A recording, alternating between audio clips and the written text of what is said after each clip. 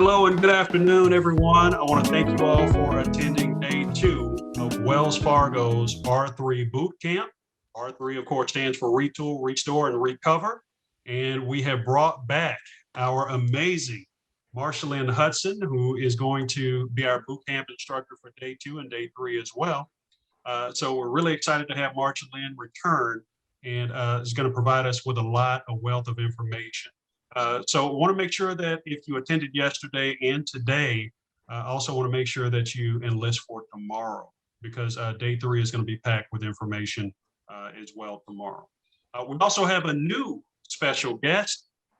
She is joining us. Her name is Camille N. Simpkins. She is the Wells Fargo Business Development Officer, and she will be joining us and will be sharing some information as well on behalf of Wells Fargo that's going to help you get your businesses going, back in shape, and on the road. Before we begin, I want to share just a little bit of information about the United States Black Chamber, and then I have a special guest that I'm going to bring to the stage to share a few words with you here in a moment. But I want to share just a little bit of information about the Chamber. The information and the content that we develop is provided by the USBC Community Economic Development Corporation. We put together lots of programming throughout the year to help businesses thrive and succeed. So definitely want you all to follow us on social media and stay tuned to what we're programming. Next up, we have a Juneteenth celebration. Hopefully everyone had an absolutely amazing Juneteenth weekend like I did. I was in Galveston, Texas. I got a chance to see the unveiling of the Juneteenth mural in which my brother-in-law actually participated in helping to paint that mural. So it was a very, very exciting time. However, the U.S. Chamber put together our own Juneteenth celebration. We'll be continuing the celebration throughout June and July. So we have this Juneteenth celebration that we've recorded and we're sharing across social media. And then we're also going to have a watch party at the beginning of July as well to commemorate our freedom. Next up, I wanted to share just a little bit more information about our virtual webinars and our on-demand resources. If you go to US Chambers, usblackchambers.org/webinars, get a chance to find that we have a ton of great virtual webinars and on-demand resources that you can sign up to watch. So go out there and learn more about advancing Black entrepreneurship, certifications, and contracting.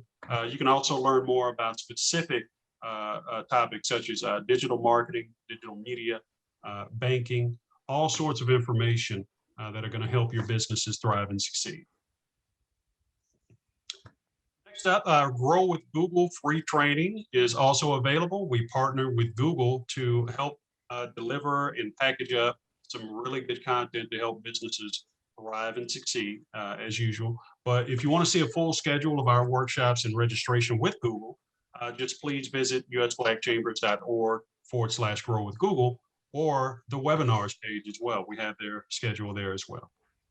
And then lastly, for up-to-date information and resources on the CARES Act and navigating COVID-19 for small businesses, please visit usblackchambers.org/CARES Act. There you can join the USBC or find a local chamber in your area to join. And then you can also figure out, or you can also learn more about how to attend weekly webinar series. So with that, I want to take a moment. And we've had some folks that have called into this webinar, who've attended this webinar. We have a large number of folks that are in attendance. And there's one special guest that I want to bring to the stage really quickly. And I want to make sure that I can pull them in. And it looks like they're having some issues connecting. So what I'm going to do is I may bring them in at the break between Marsha and Camille, and then that way we can have them speak. I won't tell you who it all is, who the special guest is yet, but I definitely want to make sure that you all hear from them. So without further ado, first up to bat, we're going to have Marsha Lynn Hudson. I'm going to stop sharing my screen. And Marsha, how are you today? I am great, and as usual, I am excited about boot camp day 2. I heard that the second day of boot camp was harder than the first day. Hopefully not. Hopefully I got something, but we're gonna see. But I am excited and I am ready. Well, we're so glad to have you. There's one thing that I want to share too, is that we will be providing a survey. We had a lot of good feedback from the survey on yesterday. Everyone thought day one was great. Everyone thought that there was a ton of information that they could learn from and take action on. So I'll be sharing that survey in the chat as well as engaging with the audience as well. So without further ado, I'll turn it over to Marsha. Okay, thank you so much, Philip. Well, what that's not what I want to show. What we want to do today is we want to make sure that we are ready to show up and share. So I'm excited about today's content and the training on what to post, when to post, and where to post. And my clients ask me all of the time about content, what to do on social media. And so, and three of the biggest things are what do I post, when do I post, and where do I post? So we're going to move forward with that. So today's agenda, and I hope you have your favorite beverage, your favorite spot where you're sitting, your pen and paper. We're going to talk about what is social media. We talked about it a little yesterday. And in case you're new today, I want to touch on it a little because sometimes we may not know exactly what social media is and why you should have a presence on there. What does it mean to be visible on social media? What types of content, which everybody's waiting for to post on social media? Well, Marsha, okay, where do I get ideas? We're going to go over where I get my ideas. I'm going to share that with you. What 3 elements you should always include in a post. And as I promised, if you were in yesterday, I was going to throw a hashtag element in. So I worked on that last night to throw that in. We're going to talk about hashtags. They are so important. And when is the best time to post on social media and why timing matters? So I am Marsha Lynn Hudson, and I am a social media and digital strategist. And I've been in this space since 2015 as a consultant for the SBDC. I am an author. I love to blog and love training entrepreneurs, business owners like you guys. I just stuck my feet into podcasting during the pandemic, and I'm loving that. It's like having my own radio show. I am a professor of writing at Warren County Junior College, and I have been there a long time, over 20 years. I'm a website designer. My husband and I have a professional photography business, but we work with branding, real estate, headshot. I really enjoy this life, this culture that we are in, where there are so many opportunities. So that's a lot about me, and that's fine and dandy. Yes, I wear a lot of hats, and but and I'm sure you don't do too. But it really isn't about me. It really is about you. And I tell the people who come across my path, get a mission statement, let people know what it is that you can do for them, your ideal audience. So, we have a lot of accolades. We've gone to school, we've done a lot, but it's just really not about me. People want to know, what can you do to help me, Marsha? So I thought about that over the months that I've been working with people, answering questions, things like that. And I wrote the statement, I rewrote it, I worked on it. And I realized this is what I do. I help entrepreneurs develop an action plan and a strategy to build a brand online. And I do it in such a way, I try to, where you're not overwhelmed and confused, because who wants to be overwhelmed and who wants to be confused? So I hope that the training that you're getting gives you an action plan, gives you some strategy, and helps you not to be overwhelmed. So if you've been following me, I love to give webinars. I love to watch them. I'm actually going to watch one later today. But I always say to myself, when I sit down to watch a webinar, I have a pen, I have paper, I'm ready for 50, 60 minutes. Some webinars I attend are an hour and a half, but I don't care as long as I'm getting value for my business. And I always tell myself, if you take away one idea from that training that's going to take your business to a new level, it was worth your investment. And your investment is your time, and your time is so important. So hopefully that you take more than one idea from this 2-day training. We had 2 days, we're gonna have one more tomorrow. And you put that training online. What is going to happen if you get a great idea? it causes us to focus, because sometimes we're like, our minds are everywhere. If you're like me, I have so many ideas, so many things I want to do, but we have to focus on one course, you know. And sometimes it's that course could be, let me get my social media together, or that course could be, let me do videos, or let me learn what kind of content to get to success, and then we move to the next one. So hopefully you'll get something and you'll get some focus today. So if you are ready to learn, I am ready to begin. So grab that pen and paper. Feel free to take screenshots with your phone. If you're like me, I'm all, if when I'm watching webinars, I'm guilty of playing on my cell phone. That's okay. Turn off your distractions if you like, because you're going to get a lot of information today. Oh, and by the way, day 2 boot camp, you got a little activities to do. So, you know, I'm a teacher, and they're like, okay, boot camp number 2 is a little hard. So think about this. We have a few activities that wherever you are, I hope that you will participate. Write down 2 of your goals that you have for your business. And I know we have a lot of goals because we want to get a focus. And you may say, well, one of my goals is to grow my business online. Or you may say another goal is to, you know, get a bigger following that's a loyal following. Because 10,000 followers on Instagram is nice on paper or online, but not if they're not doing anything. It's better to have 200 that are loyal. So you may say, I want to build a good community, or, you know, network with a big community. And I was talking to Camille, and she made a great point where partnerships matter. You may say, I want to get into some good partnerships. So write down 2 goals. Now, I know our main goal is to make more money with our business. That's at the end of the funnel when it comes to content and social media.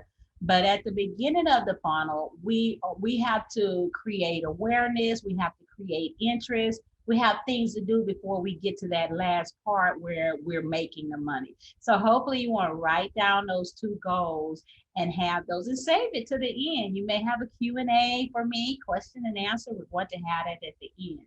So over the next 2 days, we had yesterday, today, and tomorrow, I want you to think about what actions you need to take to reach those goals. And I was teaching this morning, and I was giving a Facebook and Instagram ads workshop. And I was saying, yes, we can, have this goal, but if we don't do anything to take action and we let the time get away, then it's just like a dream, and then it gets away. So we have to realize, I need to take action. And so you might think, well, I need to start blogging, because blogging is wonderful for business owners. Well, then what action do you need to take? So take 24 hours, take some time to think about it. So what is social media and why should you be active? I will say this, in 2015, when I started getting into social media, when I realized, okay, I'm a business owner, I better learn social media for my own business to survive. And it was so different then, and so different than what it is today. We do not have an option of being on social media because we need a presence. It's like the first thing people say, well, what's your Facebook page? Or where are you on LinkedIn? Or what's your website? You have to have a presence in this day and age as a business owner, entrepreneur, side hustler. It's just not an option. And so social media is a tool. And I talked about it yesterday. It's a tool that allows us to do so much for our businesses. And it allows us to create and share content online with its 4.7 billion people online. Wow. And 4.2 are active on social media such as Facebook, Instagram, LinkedIn. So if I can get you to think about, this is a tool, and I think I said it one day, when we don't do it, we're just saying, I don't want my business to grow. I don't want to make money. That's exactly what we're saying. So when we have this tool, it helps us to get through the funnel of meeting people, creating awareness, creating interest, and eventually getting people to open up their pocketbooks. So social media creates awareness, and that's the first part of the funnel. And I'll have people to say, I say, what do you want social media to do for you? Well, I wanted to bring in more business for me and grow my business so I can make money. And I get that. But the first part is awareness. People buy from people they know. If they don't know you, how can you do that? People buy from people they like and trust. And you've heard of that know, like, and trust factor. So, and it's true. And I think about the people that I hire in my own life. I have to know them, I have to like them, and I especially have to trust them if I'm going to give them my money. So the first part of social media is to become this person that people know and they become aware of your business, and social media will do that for you. And then lastly, it attracts new customers. So you're also on because of your current customers, because you want to interact with your current customers. And I was reading something yesterday, and I love to read all the time. And it was saying, don't focus so much on getting new followers. That's good. Focus on the ones you have. Focus on nurturing the ones you have. What if you only have 100 followers on Instagram? You're like, I only have 100 followers. That's good. You have 100. That's 100 people to focus on and nurture over and over. What if 20 of those people bought something from you? What if 20 of those people got your services versus trying to get 10,000 followers? So we're going to talk about all of that. It's so important to be active online because social media will do so much for your business. I like sayings, and I found this when marketing is no longer about the stuff you make. We cannot be a salesperson online on social media. And like Philip knows, my favorite saying is don't take the social out of social media because it's not business media. It used to be some years ago where we would go on Facebook and post about our services or our products, or if we had an online store and we send people there to buy something.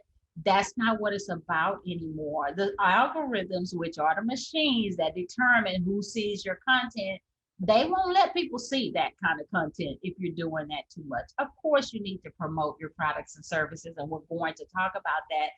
But 80-20 is the rule. 80% of the time, you want to give value through the stories that you tell. 20% of the time, you can promote your services. So if you are promoting, every time I go to your LinkedIn page or your Instagram page or your Facebook page, and you're selling, you're not doing yourself there's nothing there for you because the algorithms are not going to let people see. So it's not about what you make anymore. It's about the stories that you tell.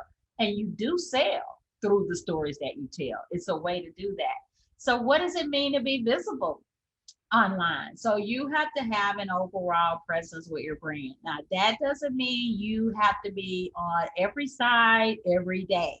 And I teach that quite a bit in the research that I do. Things have changed. It used to be, oh, you need to post to Instagram 5 times a day or 8 times a day. You need to be on Twitter 10 times a day. It's not like that anymore. It's quality over quantity now. You can actually have a very good presence, a brand presence, 2 to 3 days a week if you are consistent. And I say that so much in my posts, everything, and people probably like, I'm tired of hearing Marsha say that, but I will tell you the truth. According to the research and according to what I've seen in my own business, it is true. Now, of course, I'm online everywhere, every day, but I'm a social media strategist. But if you are a business owner, you don't have to be online everywhere. Oh, there's Clubhouse. Let me get on that. There's TikTok. Let me get on that. No, pick one site or 2 sites and go all in and be consistent 3 days a week. And the content that we're going to talk about will make a difference. And when you're visible and you're doing the right thing with your right content, the algorithms will help you to be found. Users will be able to find your website because social media drives traffic to your website. Can you imagine if you're putting interesting, great content out there, people are going to be like, who is this person with this wonderful content? Let me go visit their website. And it helps you with your brand reputation. People purchase from us when we have a good reputation of customer service, being loyal, being trustworthy, because people want to make sure they're putting their money in the right place with so many people buying for their money.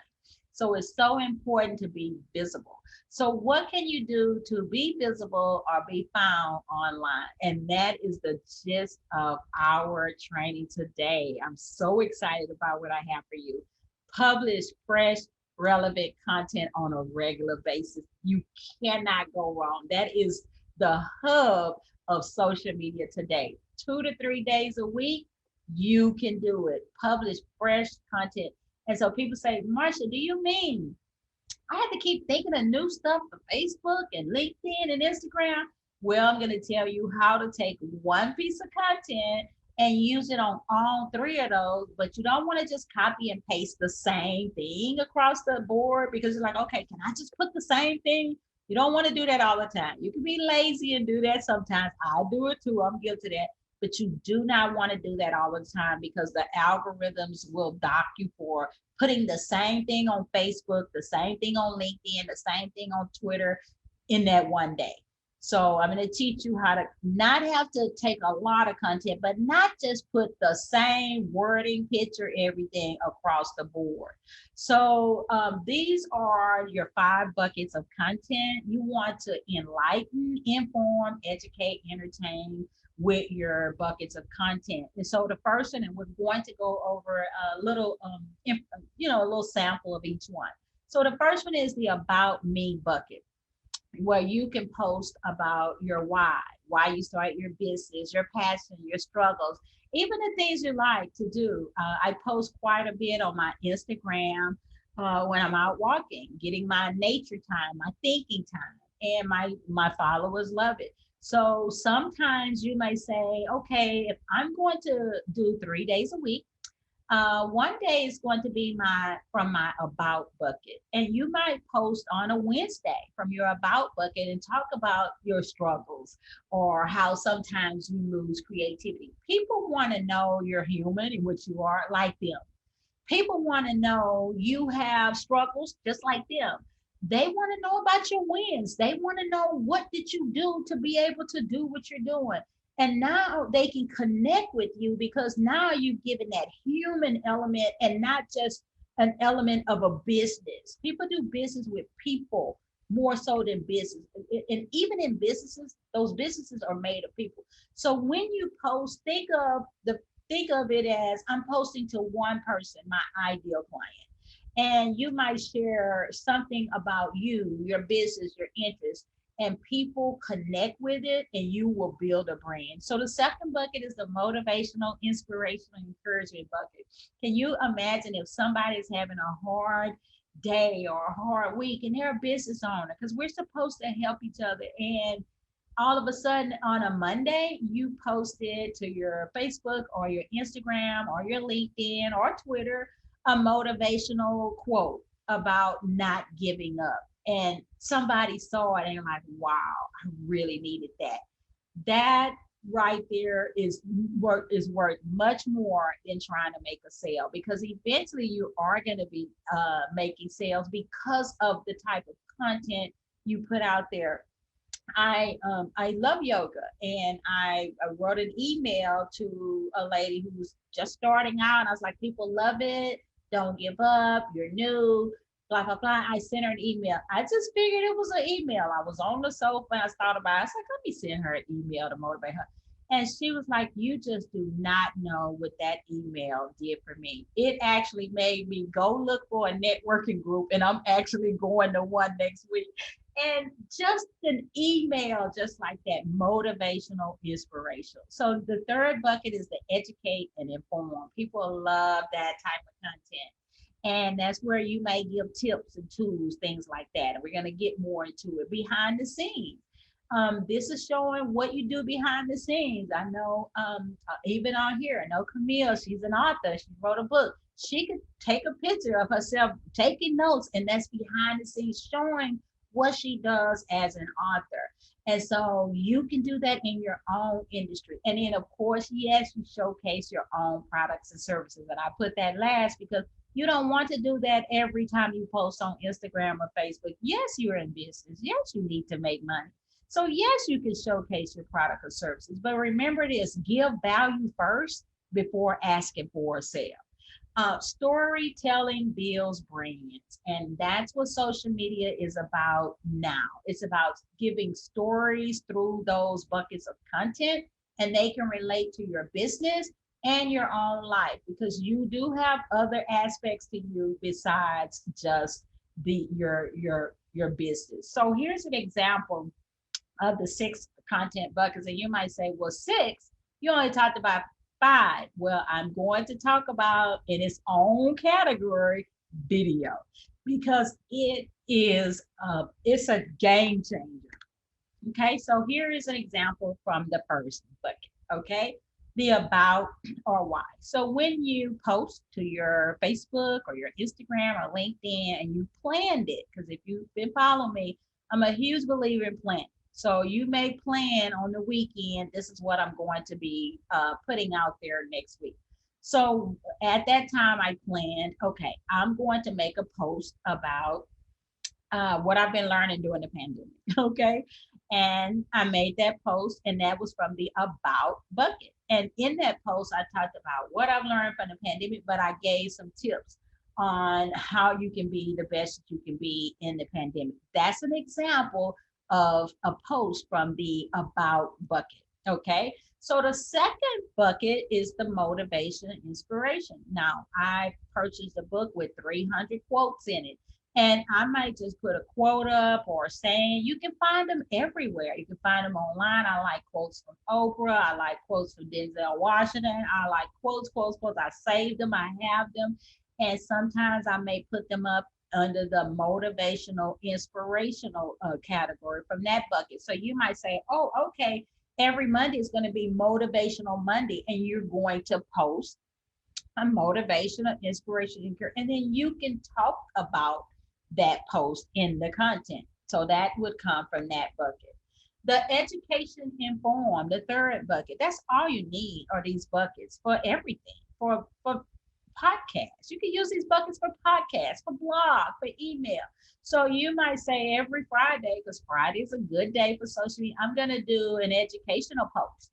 And from your industry, you might talk about 3 ways to do something, or 1 secret to being successful, or 5 things I did to grow my business, or new current trends in whatever, how to become the person you want to be, whatever it is from your industry, whether you're in the real estate or you're a designer, or you're a consultant, or you're an author or writer, any industry, give information, answer questions, solve problems. And like I said the other day, I really like Damon John the Shark. I have his books. I love what he said. He says, if you solve problems with your content and you end people's struggles with your product, you will never go out of business.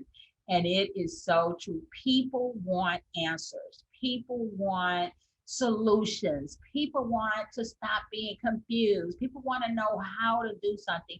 And you can do that from your industry. So this next bucket 4 is behind the scenes. All I did was take a picture. I was sitting out on the patio, studying, writing my notes. I took a picture and I talked about how I was behind the scenes, studying, taking notes for something that I was getting ready to do. And people love behind the scenes. I follow people who show so much behind the scenes, and I'm thinking, at first I was like, is this really work about their business?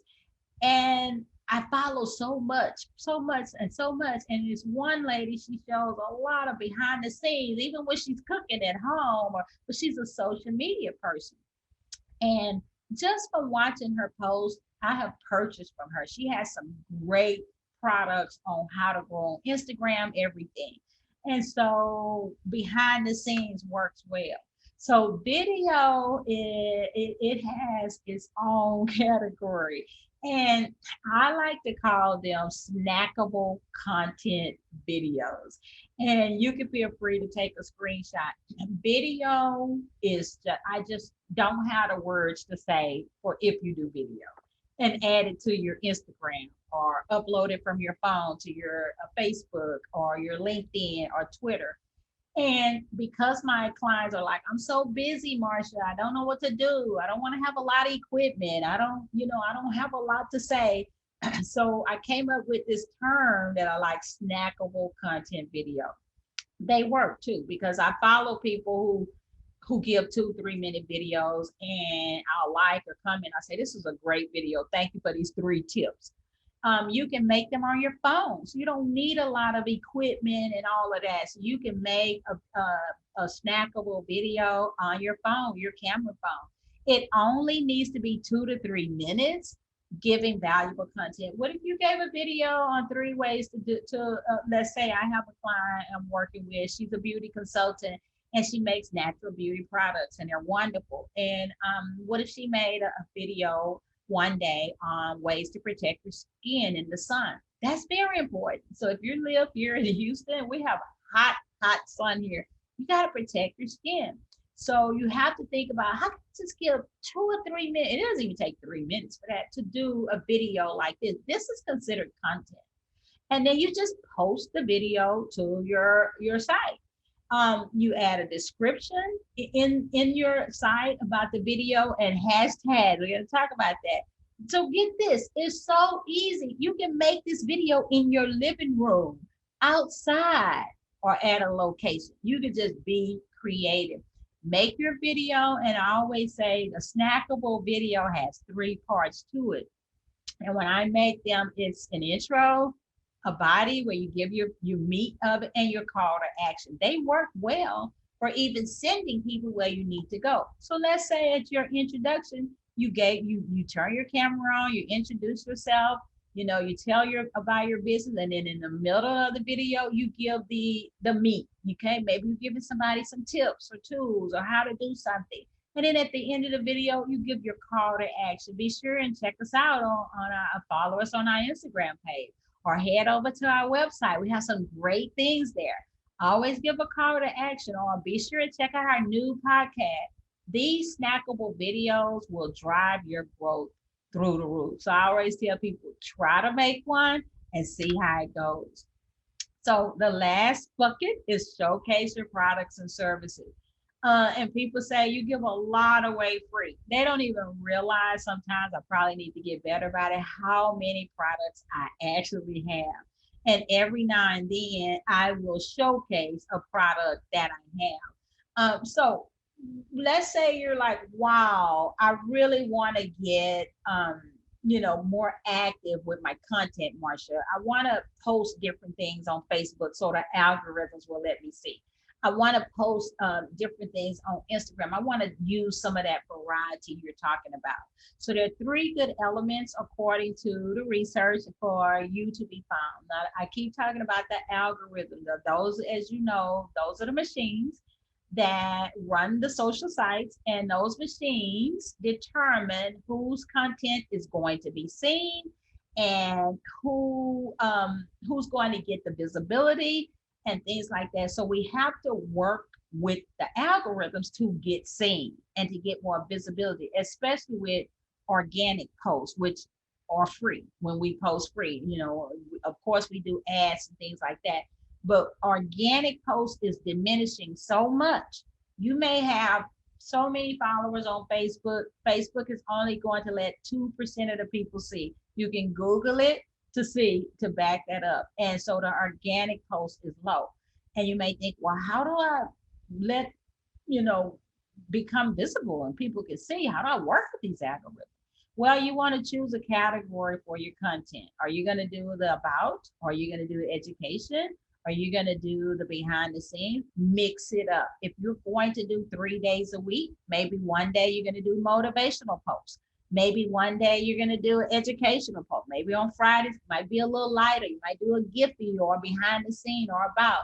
Mix it up. Number 2, always put an image to match your content, whether you're going on Facebook, Instagram, LinkedIn, always put an image with your post. Never just put text. So people ask me, well, where do I get images? And so a few places that I like images so that you're safe, because you don't want to just get something from Google.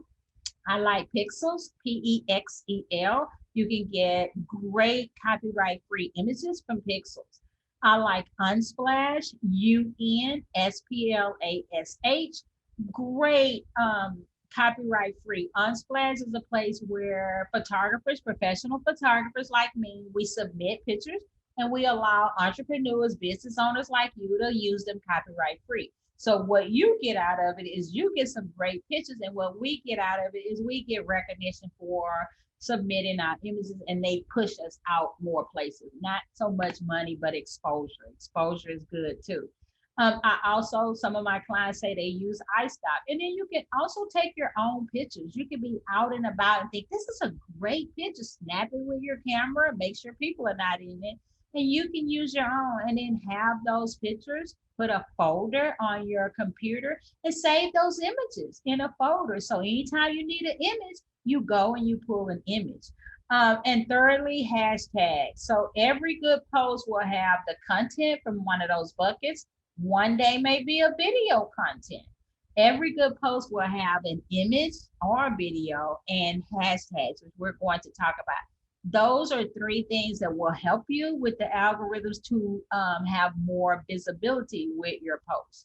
So making the time, and people say, oh, I'm so busy. And I know you guys are busy. You're wearing many hats. You're doing other things besides your business. And I get it. And your time is so valuable. And sometimes it seems like the 24 hours in a day is just not enough, right?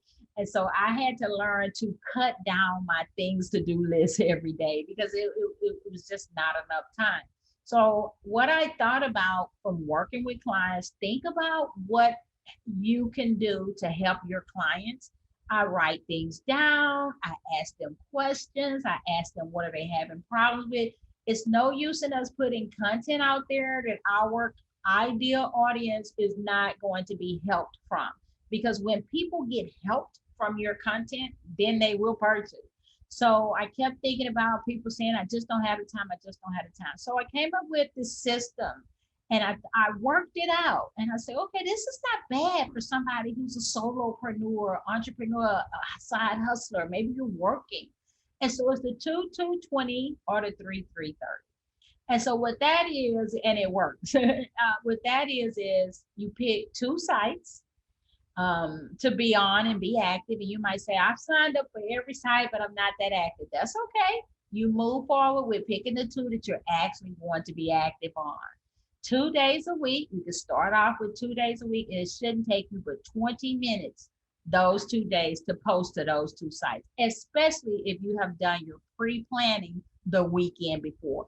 This works for anybody who's busy. This works. Now, let's say you got a little bit more time. Okay, then you might do the 3-3-30 system. That's where you pick 3 sites. You don't need to do more than 3 unless you have a team of people working with you. 3 sites, maybe it's Facebook, Instagram, and LinkedIn, or one of them could be Twitter or whatever. 3 days a week, 30 minutes. I think we can, well, I know we can all do that. If you're a business owner, you want to grow your business, social media is not an option. You want to create visibility. You want to drive people to your website. You want to get revenue. Social media works. And I have people say, social media is not working for me. And I think I said it in this training or some training. I said, it's one of 4 things you're not doing if it's not working for you. It's one of 4 things. One of them is you're not being consistent. Or secondly, it's your content. You're not doing storytelling content. Maybe you're overly promoting. Or thirdly, you're not using relevant hashtags. And fourth, you're not engaging with your followers that you have. That's the only reason. It's those 4. I should have put that in the slide. But so, use the system and decide, oh, okay, well, let me try it for 30 days. You don't have to think about 6 months, a year down the road. Let me try this for 30 days. Maybe you can add something. Just start with something simple. So plan your schedule. I usually take 1 to 2 hours on the weekend, and I do a lot.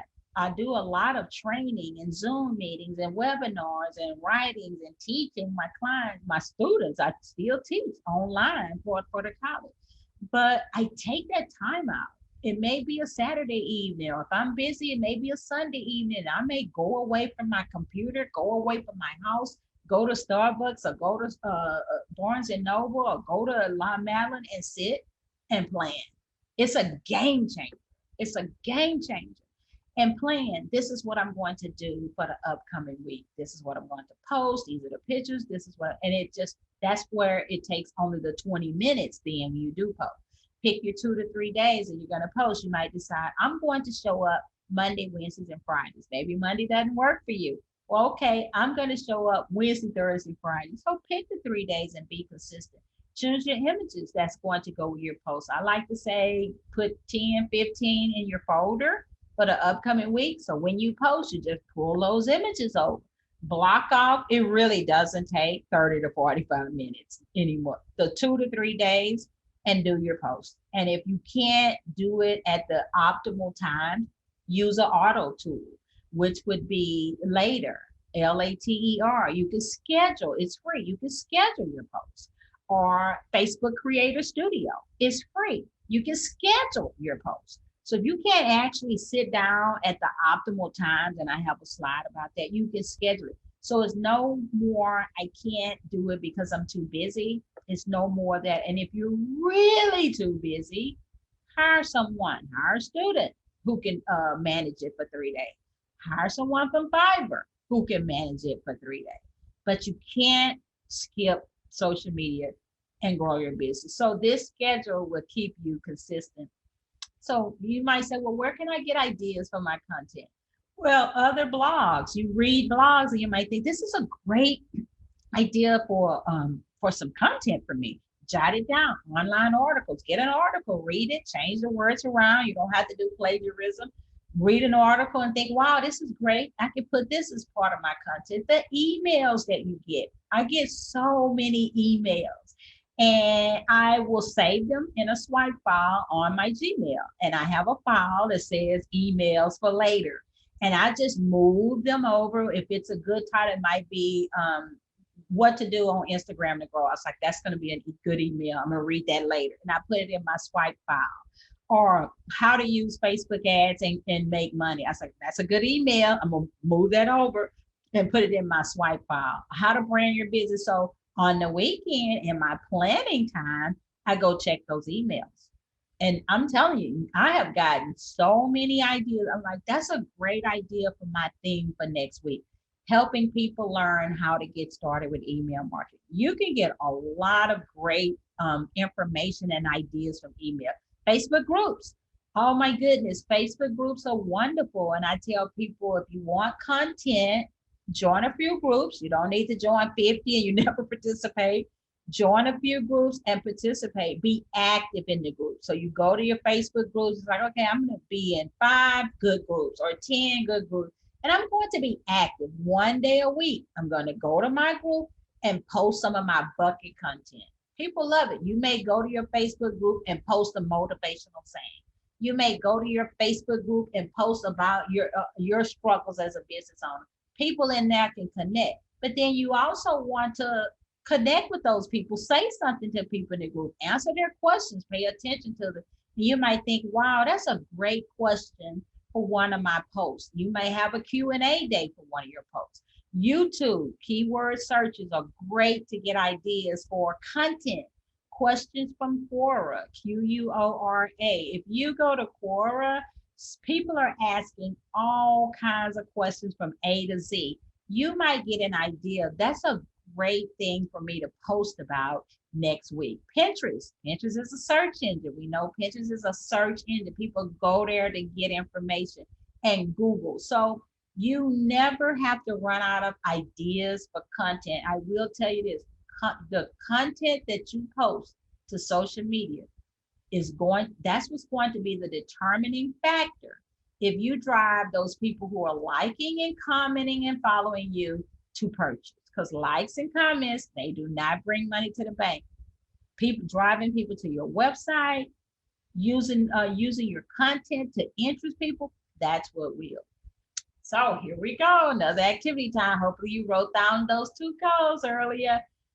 Write down 3 post ideas, okay? And so you could go to Quora.com and type in a keyword and from your industry and get an idea. Or you can go to YouTube, type in a keyword from your industry and get an idea. Or you could go to Pinterest, but those 3 are later. But for now, and I'm going to show you an example. For now, write down 3 post ideas. And so one could be, you would think, what is it that people ask me all the time? So that's number one.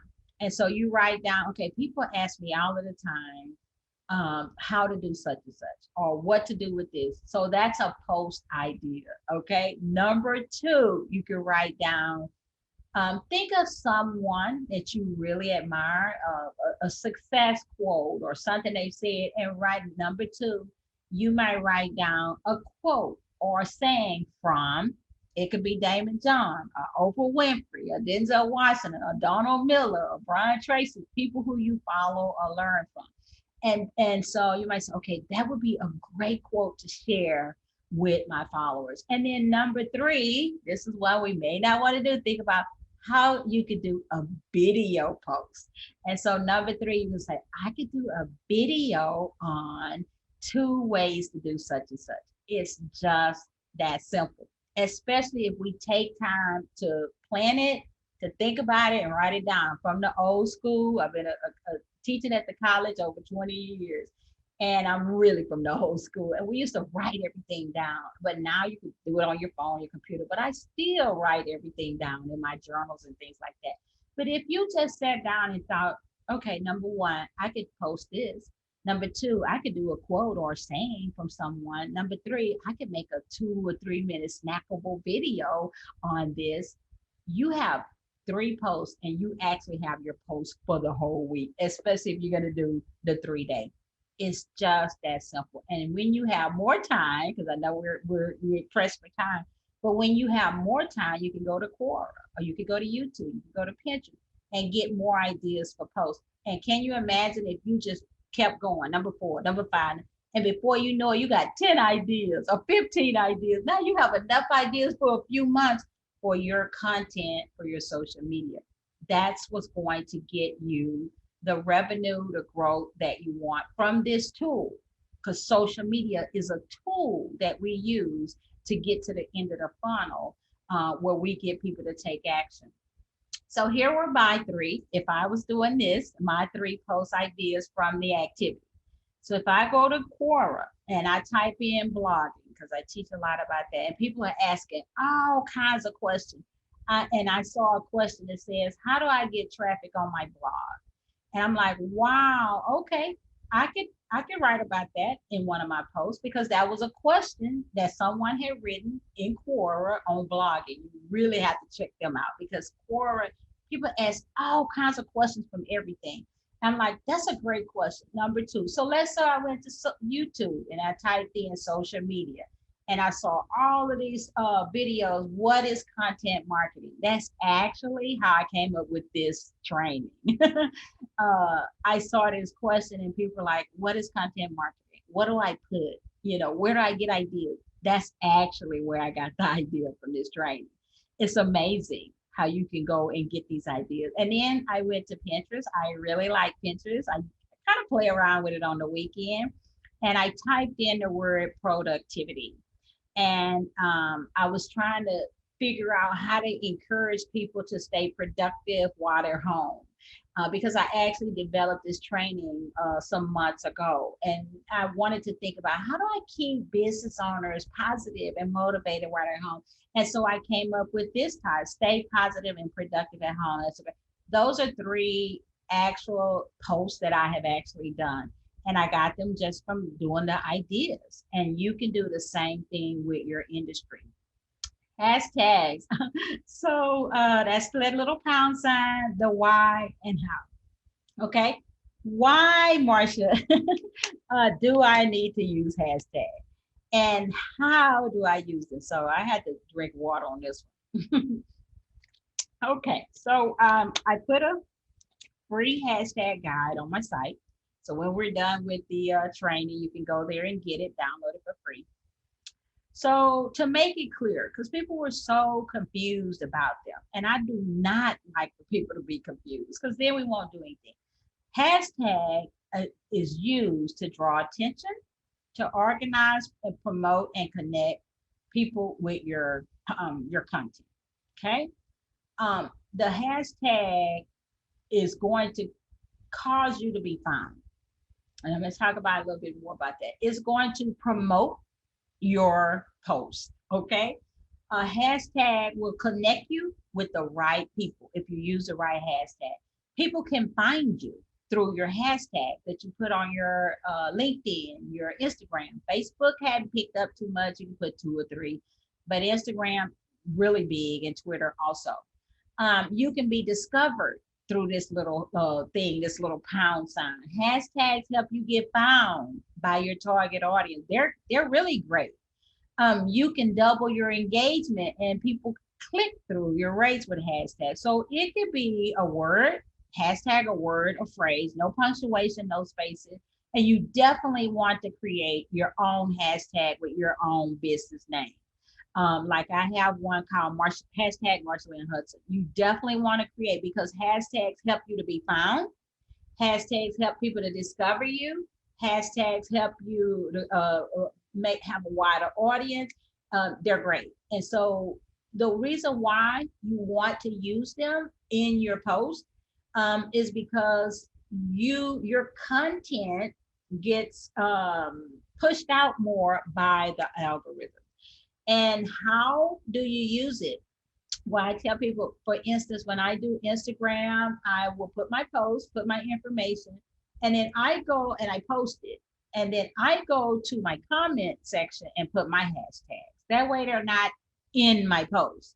It does the same thing, but you can put them in your post. So I may put my image in my Instagram post, my content in my Instagram post, and then I put my hashtags in the comment section, because I'm going to put 30 in Instagram, and Instagram wants all 30. So think of it this way.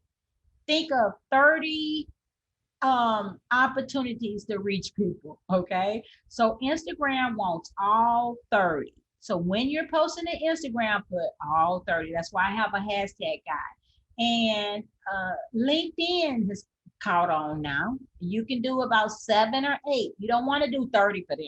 Then you're going to mess yourself up. Twitter, you can do a lot for Twitter because they invented it really. And then Facebook, only 2 or 3 for now. It may change. I think they're looking into that. But Instagram wants all 30. And so there's 30 opportunities to reach people. Hashtags can get you found. So let's say people say, okay, Marsha, well, what are the 30? So I always say, and I have groups of 30, because if I post on Monday, I might use these 30. If I post on Tuesday, I may use a different 30. So I have groups of 30 on my computer where it doesn't look spammy and it's the same 30. So you may use 5 hashtags from your industry. So you have hashtags that tell your industry, okay? Hashtag social media, hashtag social media strategies, hashtag branding. You think about them for your industry. Then you may use 5 hashtags or 4 that say who you are. Hashtag designer, hashtag consultant, hashtag writer, okay? Then you may use 5 hashtags location. This is how you get your 30. And hashtag wherever Austin, hashtag wherever your neighborhood is, hashtag, because hashtags help you to be found, okay? And then you can use lifestyle hashtag, hashtag walking, hashtag peace of mind, hashtag work from home. And then you can do trending hashtag, hashtag summer 2021, hashtag Father's Day, we just had that, hashtag Juneteenth. So you can get the, and then you want to use business hashtag, hashtag entrepreneur. Who do you want to find you? Hashtag women business owners, hashtag small business owners, hashtag branding specialist. Who do you want to find? Hashtag moms, stay home moms. So you want to use this mix of the 30 hashtag. And so think of it as, oh, okay, when I put hashtag stay at home moms, my post has the opportunity to reach stay home mom if that's your audience. When I put hashtag entrepreneur, my hashtag has the opportunity to reach that person. And Camille gave me a good one that I am going to steal and use, hashtag queenpreneur. I like it. In other words, you want to put hashtags of what you see yourself as. I like that. Hashtag queenpreneur, hashtag social media strategist, hashtag branding specialist. So you want to put a few, and so you're going to be amazed at what the hashtags that I told you I was going to add this element. And so here are, feel free to take a screenshot, but I have a great download, a resource, a hashtag of some things that I use in mine because it just kind of makes up what I'm looking for, who I am, and things like that. Okay. So where else can you find hashtag? Instagram. Just think about when you go to Instagram posts, see what hashtags those people are using. Write them down. Twitter, LinkedIn, hashtagify. Don't overuse hashtags in your post. 30 for Instagram. I like to put them in the comment section because it cleans it up. 7, maybe 7 or 8 for LinkedIn. The algorithms won't work if you use too many. Maybe 4 to 8 hashtag in a post, such as I probably wouldn't do more than 4 in Facebook, 7 to 8 in LinkedIn. You can use more in Twitter, 30 in Instagram. Instagram likes you to use all 30. So what are the best times to post on social media? And feel free to take a screenshot. So here, according to the research, you get better traction if you post at the optimal times. Now you might say, well, I don't want to go post on Facebook at 12 and then go to Instagram at 11 and then go, well, pick a time between this little scale and do your 2 or 3. So let's say for me, I realize when I post to Facebook or I post to Instagram around 10:45, I get really good traction, but you need to see what works for you. So if I'm going to post between 10:45 and 11, I'll just do all of them. I would pull up my Facebook and do my post because don't forget, you already pre-planned it. You already know what you're going to say. You already have images and you have your hashtag. Then I go to my Instagram and post. I change the words around, change a different picture, use some different hashtags. Then I go to my LinkedIn. So if you only have 2 or 3 sites, you can do them all in your 20 minutes between your time, your 10:30 to 10:50. Make that your time. Just see it as a time. I'm working on my business for this 20 minutes today. I'm working on growing my business for this 30 minutes today. Instead of saying, I'm too busy, I didn't do it. I'm working on getting more money today. I'm working on more people being able to see me. I'm working on possibly getting a connection. I'm working on my business. Every time I sit down with this 20 to 30 minutes, 2 to 3 days a week, I'm working on building my dream. Instead of, Facebook, I don't have time for Facebook. You need to change that mindset. I wrote a book and a program on the mindset. Change your mindset, change your life. And success starts in your mind. And so it's not, I got to post to social media. Why you can't just post the same thing across all 3? No. You are working on growing your business. You are working on getting a connection. You are working on possibly getting that ideal client. Look at it that way. I'm almost done. That's my little soapbox. But a little progress. I love this, by the way. Love. A little progress each day adds up to big results. I mean, I don't know who said it. It is unknown, but whoever said it is so true, because I think I hear people so much saying, I'm so busy, and you guys got a lot going on, which is wonderful. But if you just do a little bit, 20 minutes, just 3 days, 5 is wonderful, just 3 days a week, and be consistent, it's going to add up to big results. And that's just a little bit, 20 minutes, 3 days, and then you're free the rest of the day and the other days to go enjoy your summer. So day 3, oh my gosh, I hope you have your Q&A ready, and then we're gonna hear Camille. We're excited about her, yay! So stay for her. So day 3 of the boot camp. Oh, I'm excited. I got some email marketing tools for you. We learned about the trends yesterday, and we learned how to get going. We learned about Facebook, what to do on Facebook and Instagram, and what to do, what not to do. And today we learned about content and how to create it and how to come up with it and how to just post it and how to just put it in our schedule. And so tomorrow we're going to talk about grow your list from ground zero. And that's the email. Email is your best friend. Oh my goodness. Most of you are probably here because you got an email. And so we're going to talk. People tell me, Marsha, I don't have a list. That's fine because I can tell you how to grow it if you have 2 people on it. So we're going to talk about email marketing tomorrow. And then we're going to go more into, what to do on snackable videos. Knowing me, I may actually have you make a video while you're on the train, right? And then we're going to talk about, okay, Marsha, you've given us so much stuff. And even the Wells Fargo representatives have given us so much stuff. Yesterday, we got information on business. Today, Camille is going to give us information. We got so much stuff. How do I pull it all together? We're going to have to focus and pick and choose. What is it we want to do? How much time we have to do it, and then put that into action, then move to the next step because we can't do everything. And then lastly, how to develop a schedule that you can stick to.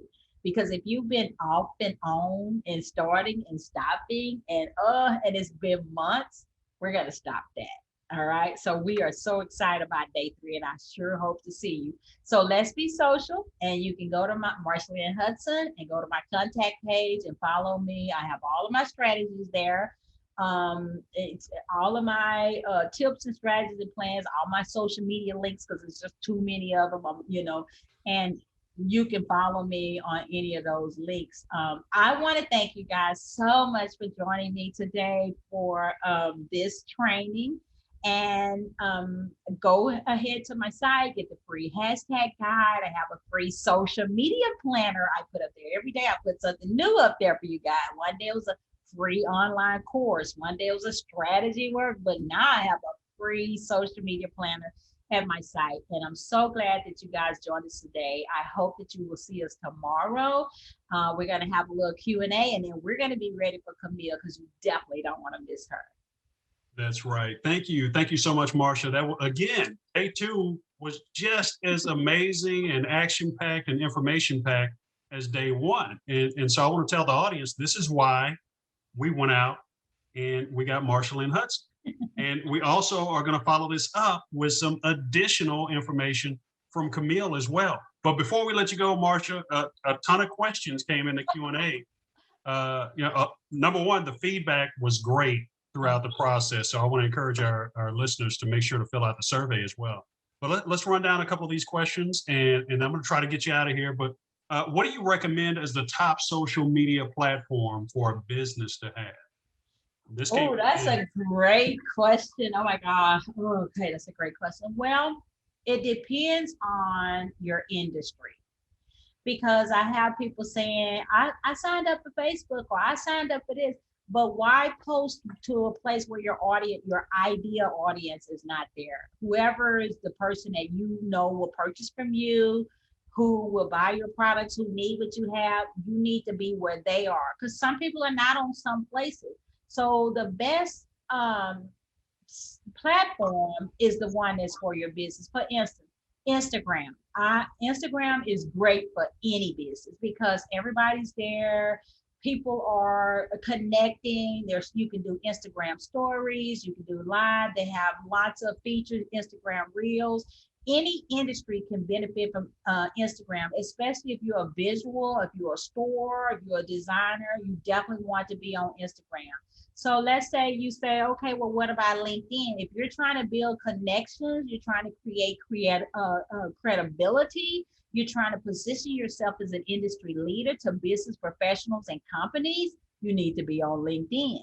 Then you might say, well, what about Facebook? Well, everybody's on Facebook, but the reach has gone down. But if you want to build community, you want to make connections, Facebook groups, Facebook Live. If you want to teach and put yourself out there as far as, I want to teach people different things. I want to do tutorials, 10-minute, 15-minute. Facebook is great for that. So it just depends on, let's say you want to let people know about updates and trends in your business and, just company news in Twitter. Let's say you're a blogger and you want to drive traffic to your website and let people buy your books or whatever. You need to be on Pinterest, because Pinterest is a search engine. It drives traffic to your website. So it depends on what you want to do. But I will tell you this, the top ones for business owners are Instagram, the Facebook business, because Facebook has Facebook groups, Facebook Live, Facebook Story, LinkedIn, Twitter, Pinterest, and of course, Pinterest is a part search engine, part social media, okay, because it's a search, and then of course, YouTube. So it just depends on, you got to sit down and think, where are my people? What do I want to do? Do I want to create credibility? Do I want to reach out to professionals, companies? Need to be on LinkedIn. Am I a store, an online store? Am I a writer? Am I an author? I need to be on Instagram. And you know, do I want to do Facebook groups? Do I want to connect with people, build community? You need to be on Facebook. So it just depends on what your goals are. Thank you for answering that and giving us the examples as well. Another question came in from TD. What do you think about using a scheduling app to post? Oh, okay, that's great. So yes, as long as you're just not going to put the same thing across the board. For instance, let's say you're saying, Marsha, you're saying the optimal times are during the day to post, but I can't post during the day. I'm not home. I'm working. I don't get home to 5 or 6. I can't post at those optimal times, like you're saying. So you want to use an auto scheduler, okay? And I like the ones that are new, because you don't have to just pull up Facebook, put the same thing, put the Facebook, pull up Instagram. So these are 3 that I like to use. I like Later, later.com, and in your free time, go look it up. It has a free version. You can post to Facebook, Instagram, Pinterest, Twitter from Later, not LinkedIn. I like Facebook Creator Studio. You can Google Facebook Creator Studio. You can post to Facebook and Instagram. You can do auto. And I also like Buffer. If you have to, that's a paid version. It's like $15. Facebook Creator Studio is free. Later is free. But Buffer, you will be able to include LinkedIn. So let's say you say, okay, well, I get home at 8, I eat, I rest, I put the kids to bed, so I have time at 9 p.m., which is too late to post. So you pull up the auto schedule, whether you use Later or Facebook Creator Studio, and then you pull up Facebook. And you can type in the content, like I talked about, that you've already pre-planned it. You can pull in your image and your hashtags. It's wonderful. And then tell it, send this tomorrow at 10:30. And then you pull up your Instagram. Use a little bit of different content. Use a different picture. Put your 30 hashtag and say, send this tomorrow at 10:45. So I do like auto scheduling tools when you're just too busy to post at the optimal time, but you don't want to just do the same thing all of the time. You can be lazy on all 3. What if you have an audience who likes to follow you on all 3? And they see you on Facebook, Instagram, and LinkedIn. And they're like, wow, I can't wait to see what she's gonna put today. And then it's the same thing on all 3. And then they go again to all 3. What are they gonna stop doing? Well, they're gonna stop going to all 3, because they're like, well, she's just gonna put the same thing. Now you're gonna lose points with the algorithm. Right. You see? But what if you change the content a little for all 3? What if one of them you made a post? What if another one you asked a question? What if a third one you had something, put a quote? Just change it up a little. Love it, love it. Great advice. And I'm going to combine 2 questions here. This question comes in. It says, can you use a hashtag for your business, and can you use it repeatedly? And then how often should you use the same hashtag? Okay, great question. So yes, you want to create a hashtag for your business, because don't forget, hashtags get you found. And so whatever your business name, it could be a word or a phrase, whatever your business name, you want to create a hashtag for it. And people are gonna find you eventually because you're using it. Like I have one hashtag, Marsha Lynn Hudson. Let's say the USBC has one hashtag USBC. Let's say Camille has one for herself as an author, hashtag Camille. Well, what's gonna happen is the more she uses it, use that one every time. The more she uses it, she's gonna be found. It just works like that. But use that one every time. But don't use the same 30 on Monday, the same 30 on Wednesday, and the same 30 on Friday. Get a folder on your computer and put a 30 in one thing, 30, another 30, just different things of 30 or 15 or however, because you don't want to put that many on Facebook and LinkedIn.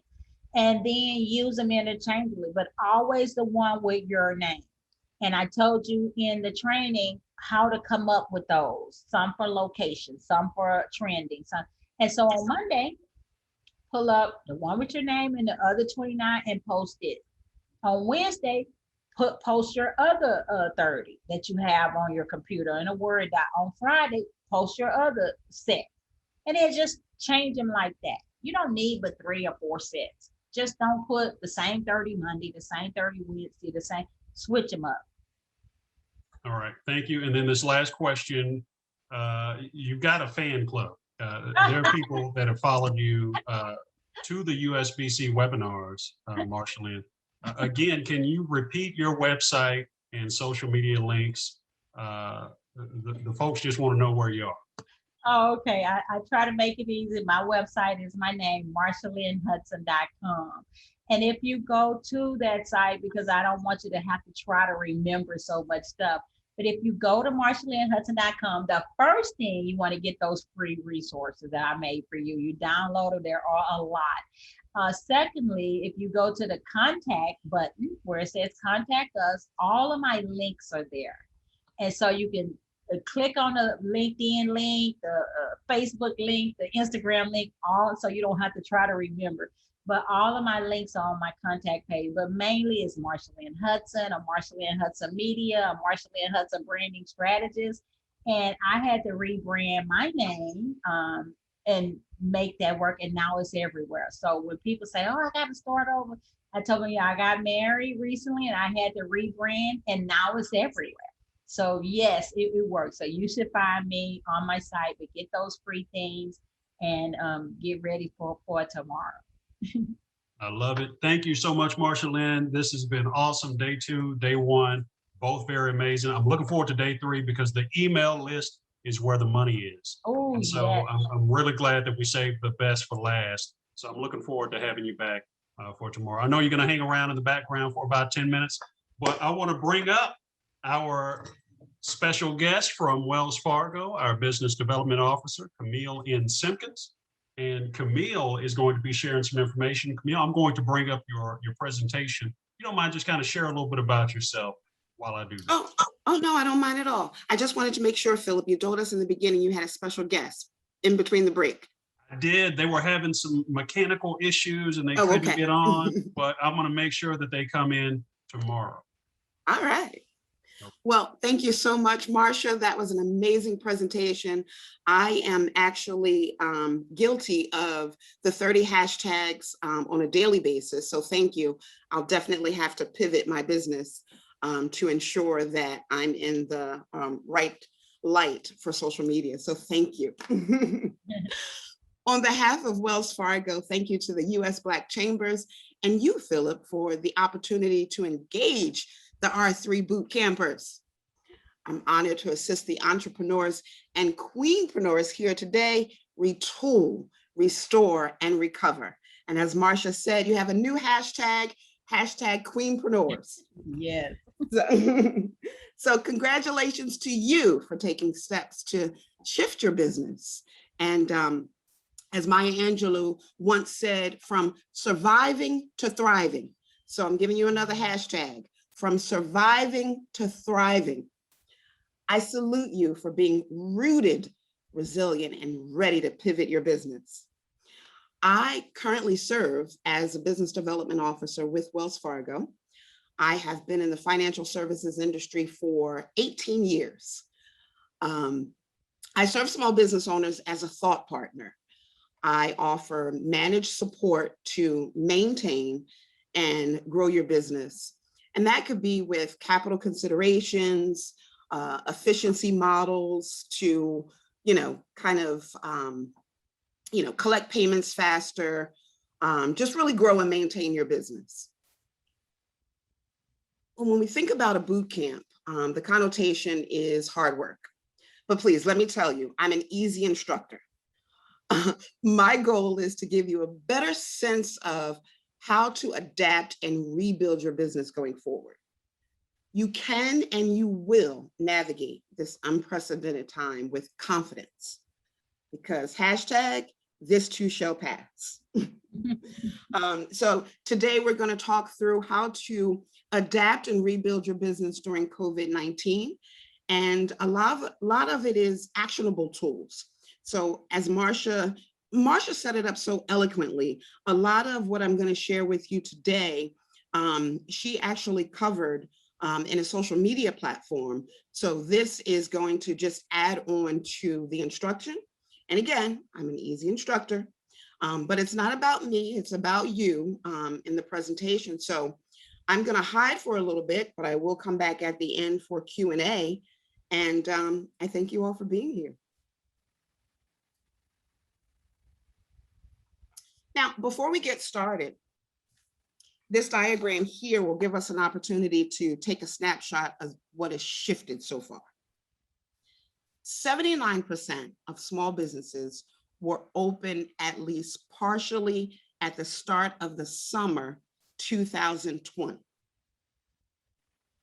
Now, 8 in 10 of them either had to adapt or plan to adapt because of COVID-19.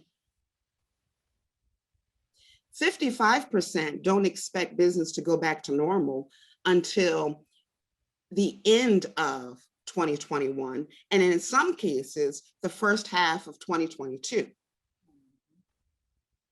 So starting in early March of 2020, COVID-19 became this major problem in all American cities, and we can all attest to that. Of course, local government began to respond. And then by mid-March, the federal government implemented this social distancing directive. I know for me and my team, we were asked to quarantine. So we began working from home.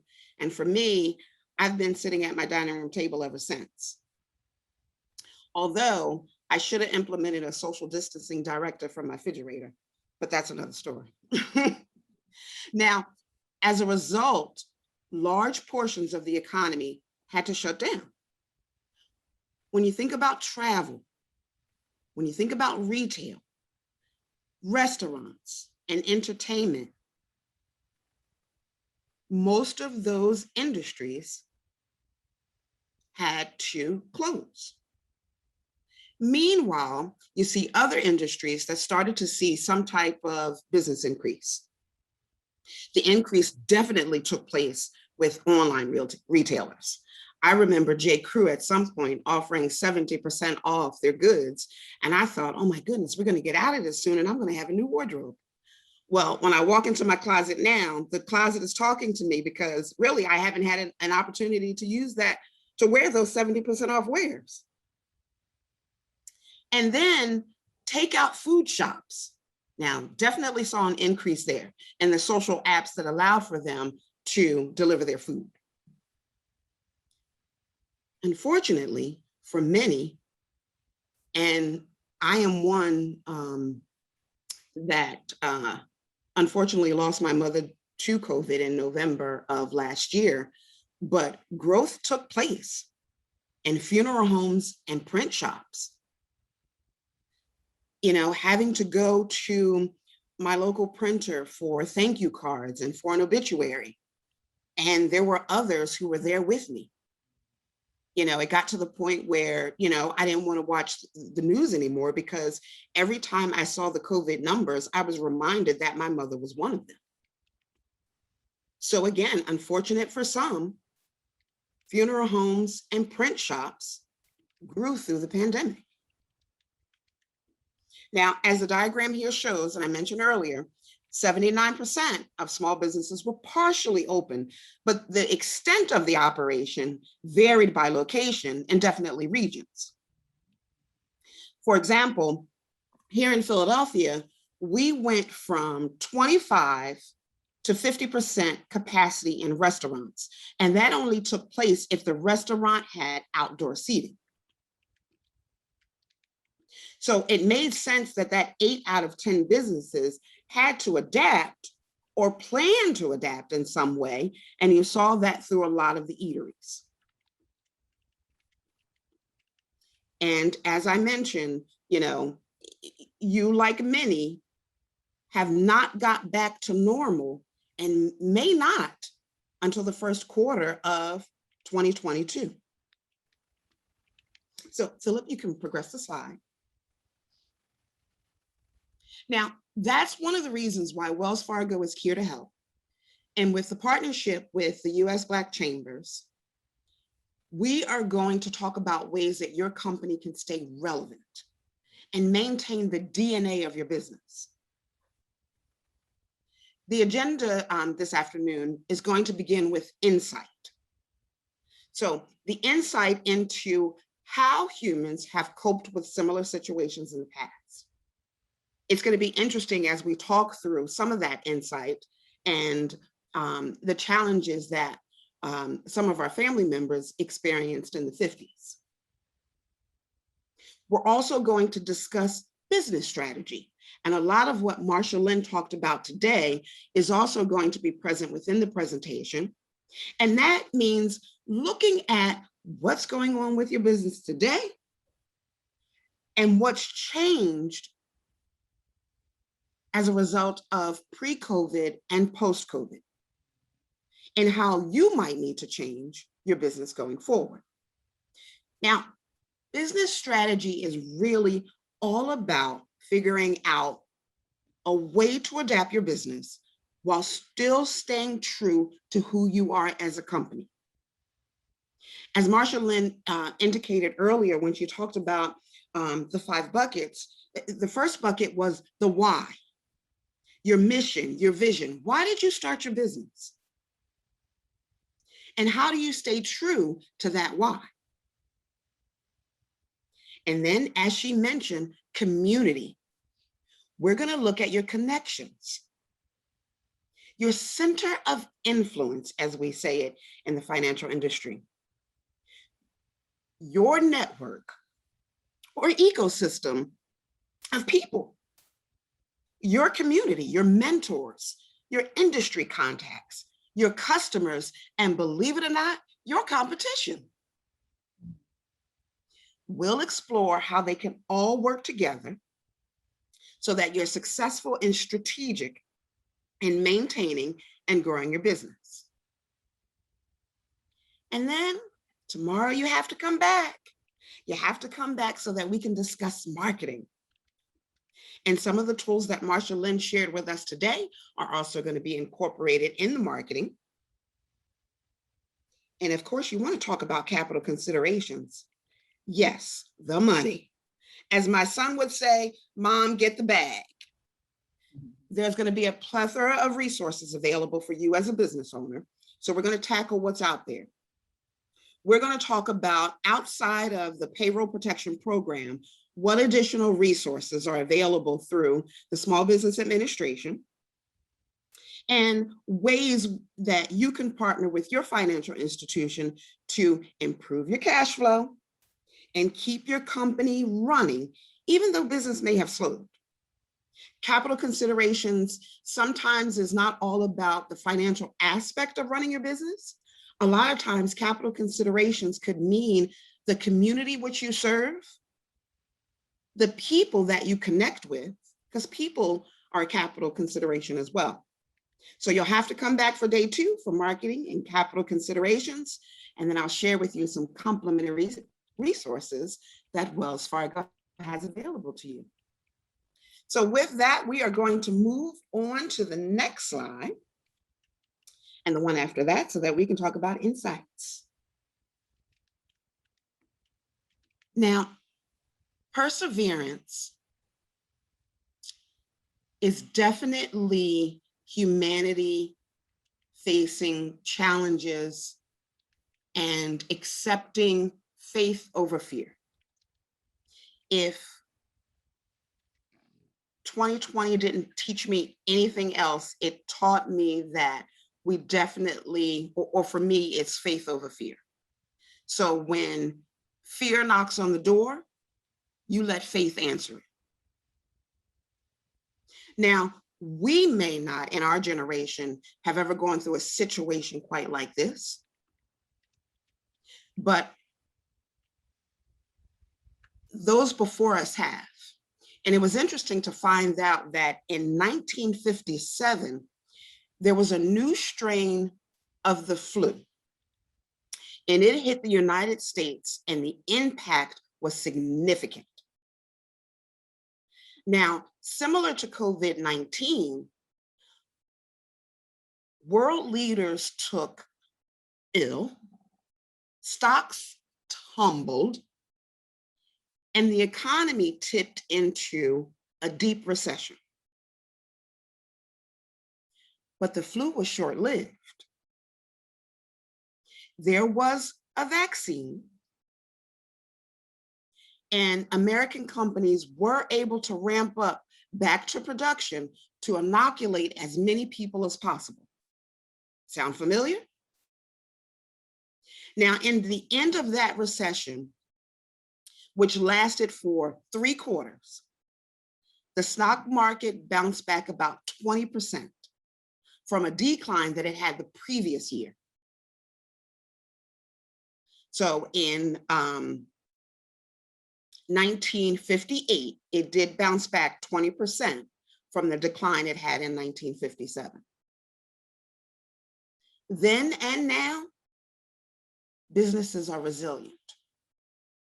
Your resilience is dominant because you're here today. So let's take a look at the next slide, and we'll look at some other recovery that we've had.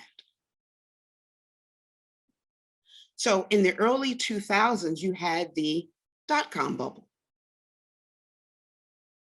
And as you notice here in the diagram, it took about 7 years for the stock market to recover.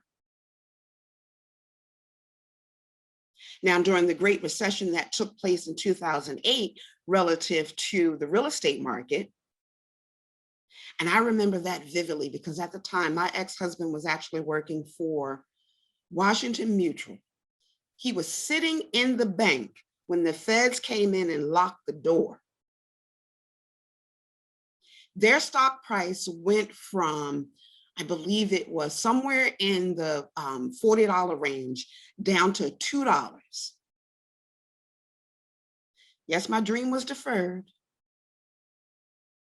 But while the market crashed, not just, my household wealth, a significant amount of household wealth took a beating during the 2008 real estate crisis. Now, despite the overall market downturn, retailers did extremely well.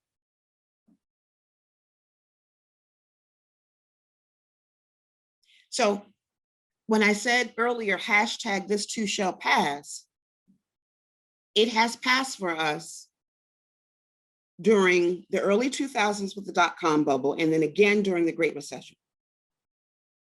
And then following the Great Recession, it took about 6 years for us to make up the loss. But as research shows, we will recover from this looking at the first quarter of 2022. Philip, you can progress to the next slide. So as I mentioned, we're going to talk about actionable items that would allow for you to stay up to date. It's important to check trusted information sources at least once a day. Whatever your go-to is for your business, whether it's SBA.gov, whether or not it's the FDIC.gov, you can pull out information relative to your industry. So please, I ask that at least once a day, check trusted resources that are relevant to your industry. And then you also want to look at, whatever financial institution you currently have your relationship with, their information is updated as well. And you want to try to seek out positive information to share.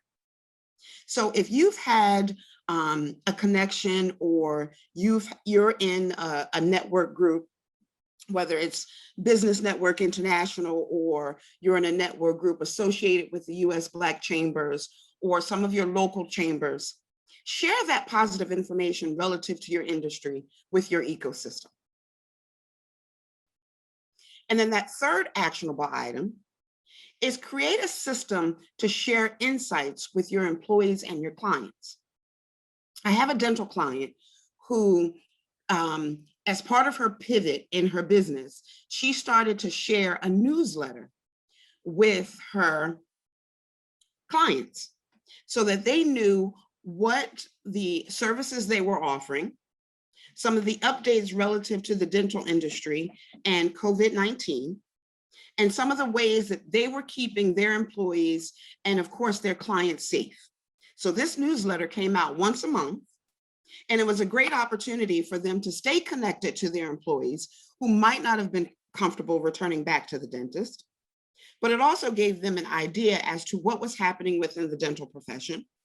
What were some of the ways in which the healthcare professionals, were ensuring the safety of their dental hygienists, of the dentists themselves, and how they were going to keep their customers safe. A great way for you to share your insight, as Marsha mentioned earlier, might be through your social media platforms, whether it be Twitter, whether it's Instagram, or if it's Facebook. Create a system whereby you can share insights with your employees and gain insight from your employees about what they're hearing. So social media is a great platform for you to share this information. And as we progress to slide 8, there is a quote by Leah Capita. She's a model. And she said, when it feels too difficult to push forward, she always reminds herself that this too shall pass. And then with that, she redoubles her efforts.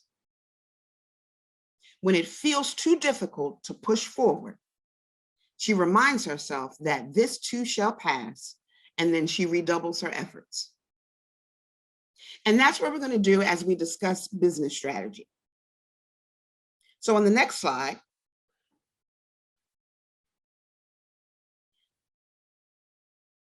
as Marsha mentioned earlier, you'll have to visit your why. In this case, as you're pivoting your business, you may have to revisit your why. What is your business trying to achieve?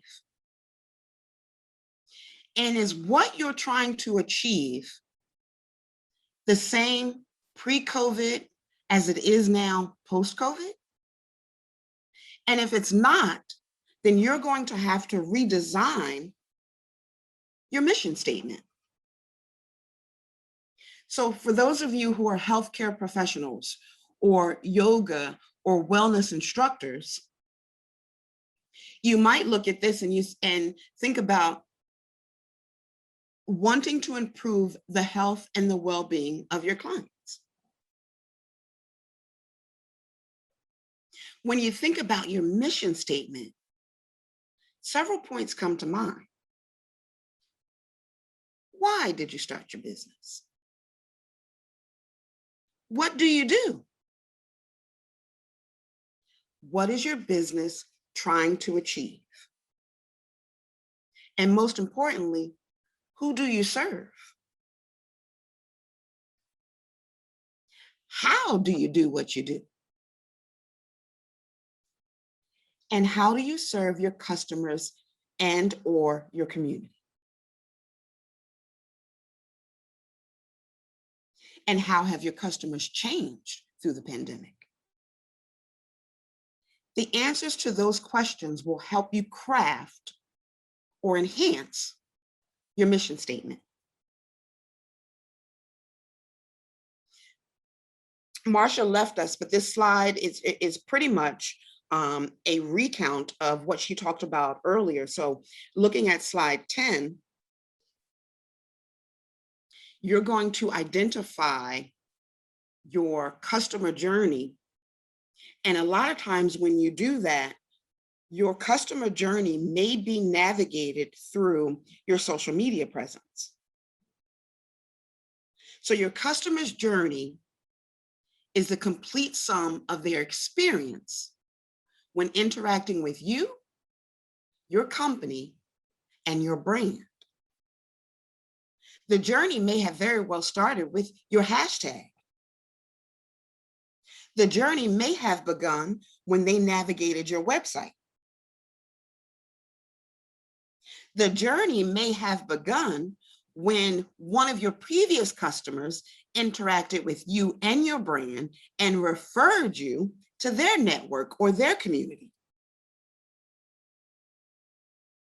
As part of that journey, it was their ability to be able to navigate your website. What you had available in your inventory. What the payment options were. If you're a brick and mortar, you may have access to the terminal.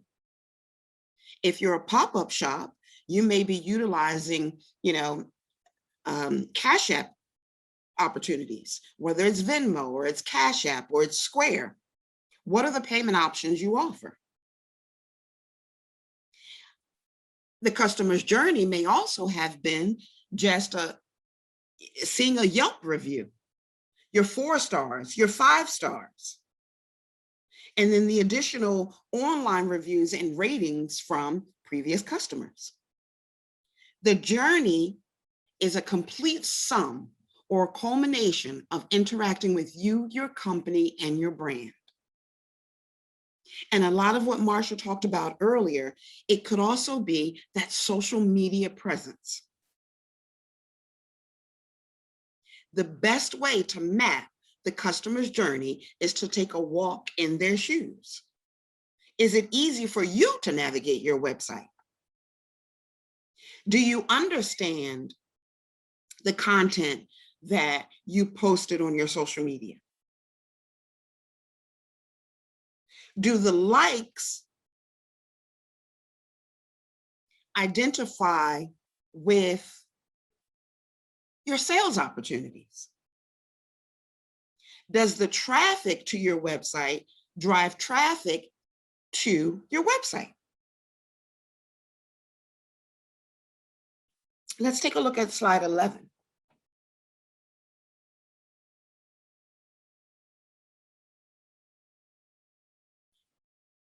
You have had to identify how your customers have changed. 54% of Americans said they won't travel or did not travel for leisure in 2020. And that's understandable. In 2020, we had not had the vaccine.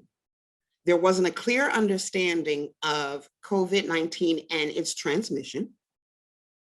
For some, you may have thought about travel, but you get to a place and then not have an opportunity to return back home because of quarantine. 83% were more likely to exercise at home than to go to a gym. You might not have had a choice because your gym was closed. Hashtag Peloton, and their stock has gone up because people are exercising at home. 25% said they would go to the movie theaters versus movies at home. So of course, 75% were watching movies at home, and that other 25% might not have even had an opportunity to go to a movie theater because they were closed. But then you had some opportunities to pivot your business. There were a lot of outdoor movie theaters and outdoor community opportunities. And then 76% plan to buy their groceries in stores versus online delivery. So it got to the end of 2020 where it wasn't the same experience we had in the beginning. I remember in the beginning of 2020, March, April, and May, and you would be in lines that would extend through the aisle of your grocery store. Of course, as we started to progress through the pandemic, that started to change. And then the online delivery for me, I still want to see my fresh groceries. I want to be able to, see the ripeness of an apple, or, look at whether or not the lettuce or the spinach is wilted. So although having the option of online delivery, I still wanted to be in the store, and I wanted some type of interaction. So because of what Americans have said, a lot of businesses had to pivot their business. You, like many, have had to look at how your customers have changed and how you had to change your business as a result of that. Philip, we can progress to slide 12. So mapping your customer's journey is also the path to converting a prospect or a potential client to an actual customer. What is the want or the need you're solving? When you identify that, then it's easy for you to craft your 30-second elevator pitch and or your mission statement. Now, as you look to discover how customers are finding you, how did the customer first hear about you? As Marsha mentioned earlier, was it your social media impact?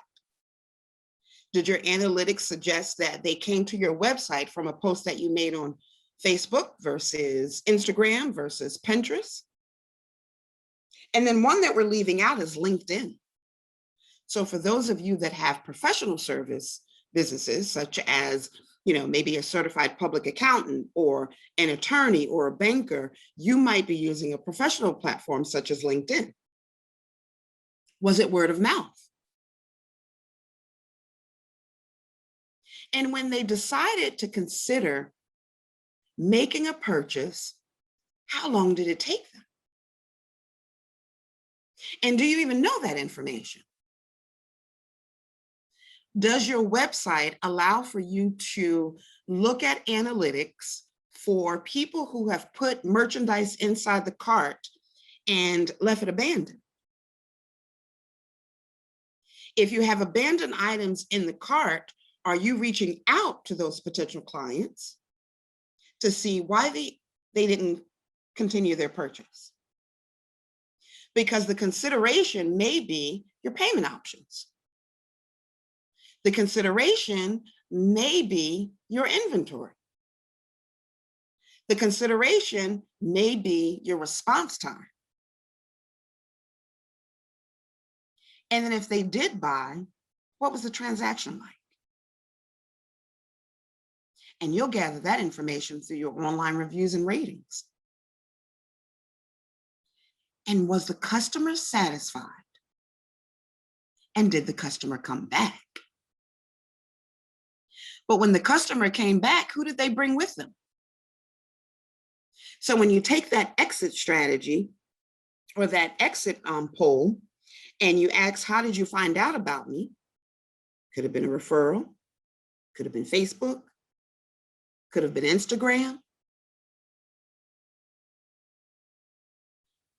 So when you're mapping the customer's journey, consider the opportunity.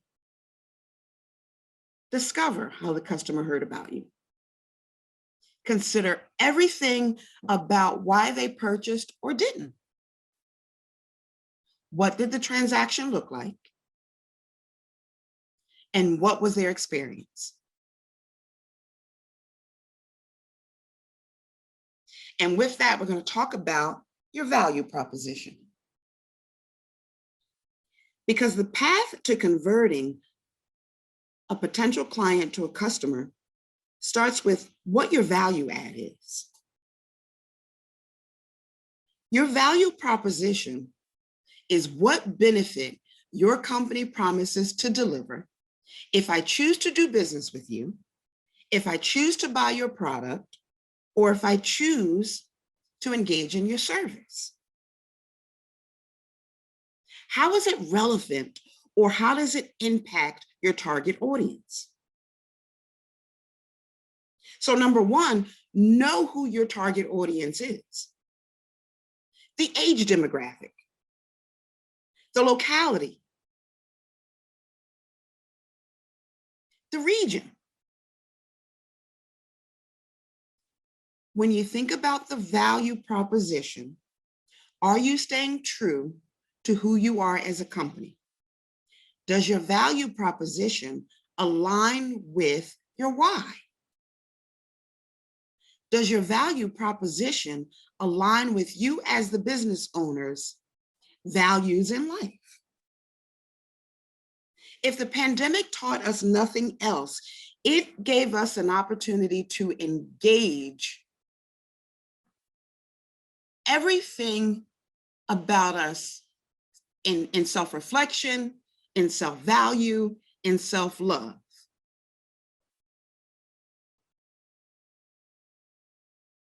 It made us understand that humanity wants so much more. So your actionable item for 2 is, are you true to who you are as a company, but first and foremost as a business owner? Are you allowed to stay relevant over this period of time? Is what you offered pre-COVID still relevant in the space that we're in through the pandemic and beyond?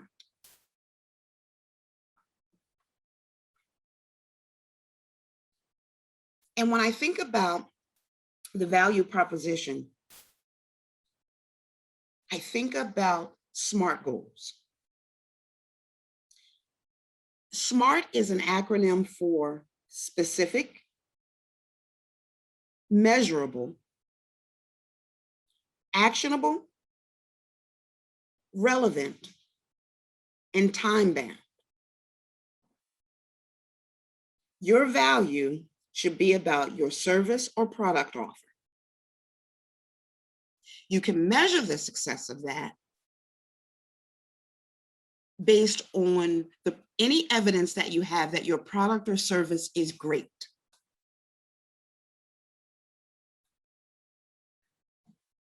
Can you reasonably deliver what your customer needs? Does your product or service align with your values and belief? And I think one of the most important ones to think about is the time-bound aspect of it, or your service level agreement. Can you deliver in the time frame that you've promised or advertised? Because one thing I've noticed during the pandemic is that the United States Postal Service does not operate the same way it did previously. I don't get mail on Saturday, but I do get mail on Sunday. I don't get mail on Monday, but I do get mail on Tuesday. So when you think about your service level agreement, there should be a disclaimer if it may take longer to get to your customer because of the United States Postal Service or FedEx delivery's timeframe. And how do you differentiate yourself from your competition? That's your value add. You have 30 seconds to make a first impression. And if you use that model of the SMART acronym, you'll be fine in providing the benefit of why your customer should continue on that journey. And through the SMART acronym, you're going to map out the customer's journey. And as we progress to the next slide,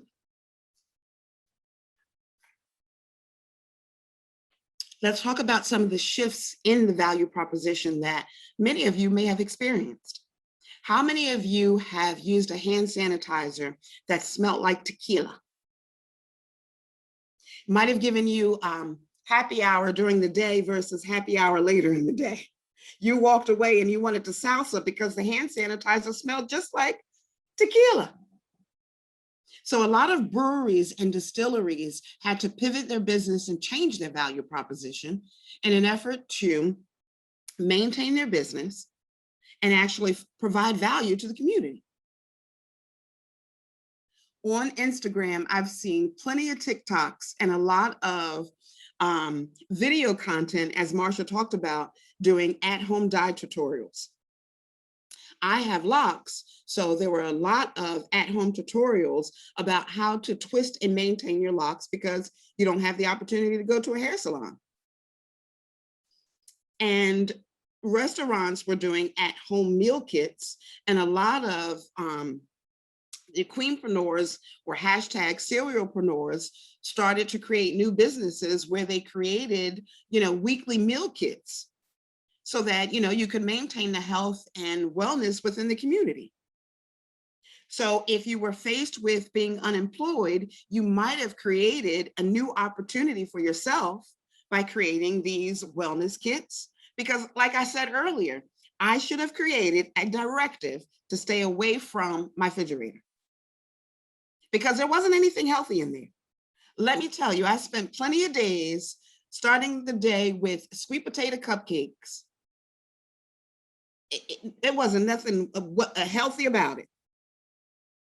But restaurants started to pivot, and a lot of restaurants too started utilizing the home delivery apps so that you still, they still could continue to employ their workers and still ensure that you got that best deep dish pizza. Or for me here in Philadelphia, I needed a cheesesteak with my fried onions and sweet peppers. So if you ever get an opportunity to visit the city of brotherly love and sisterly affection, you must get a cheesesteak with fried onions and American cheese and sweet peppers. It is the best. And you can call me offline and I'll tell you where to go. But that is the shift in the value proposition. Let's take a look at slide 15.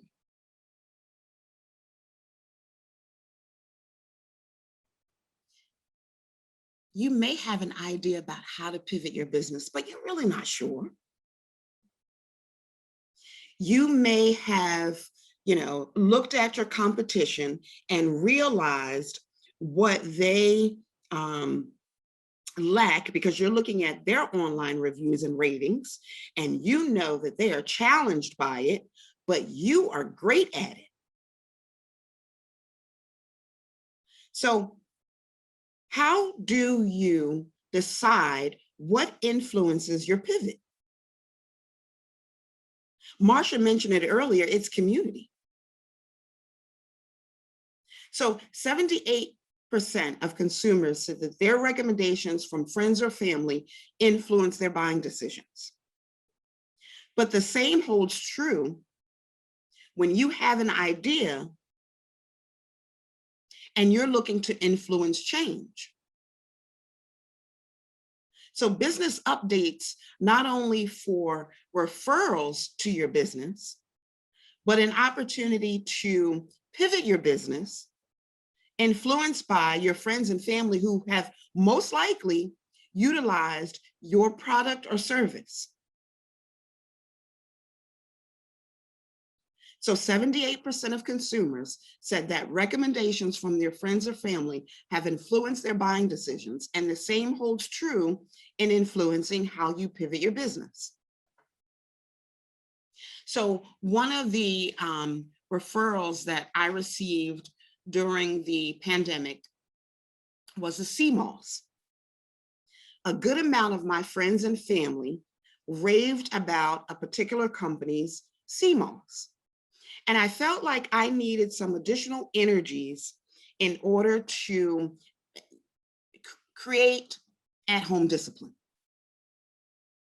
Because sitting at my dining room table, you already know that there was no discipline relative to my refrigerator.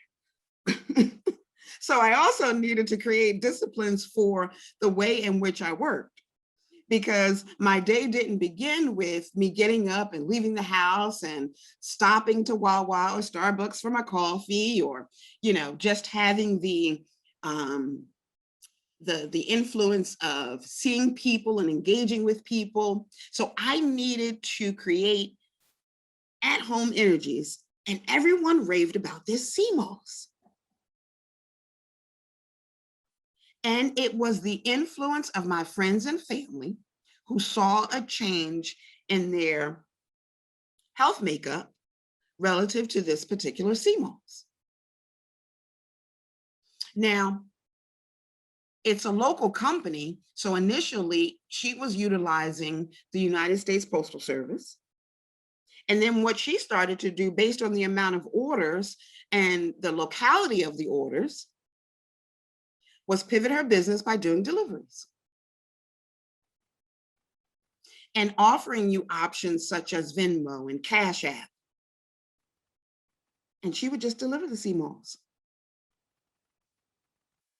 And then she started taking recommendations based on her customer's journey by doing flavors. So she had cinnamon and she had mango and she said pineapple. And all of this was based on some people's aversion to the taste. And she started to take this poll during her Instagram stories, again, that social media aspect, and created flavors and created her value proposition based on her customer's journey.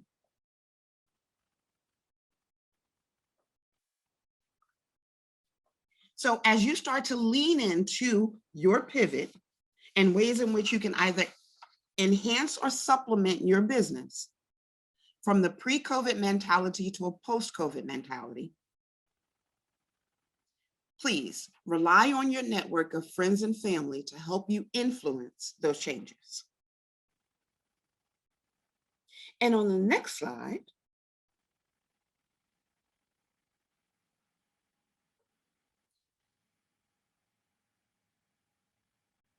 when you have an opportunity to engage your employees, within Wells Fargo and probably a lot of other organizations in which you have started to hear the change or the transition, or more organizations kind of leaning into diversity and inclusion.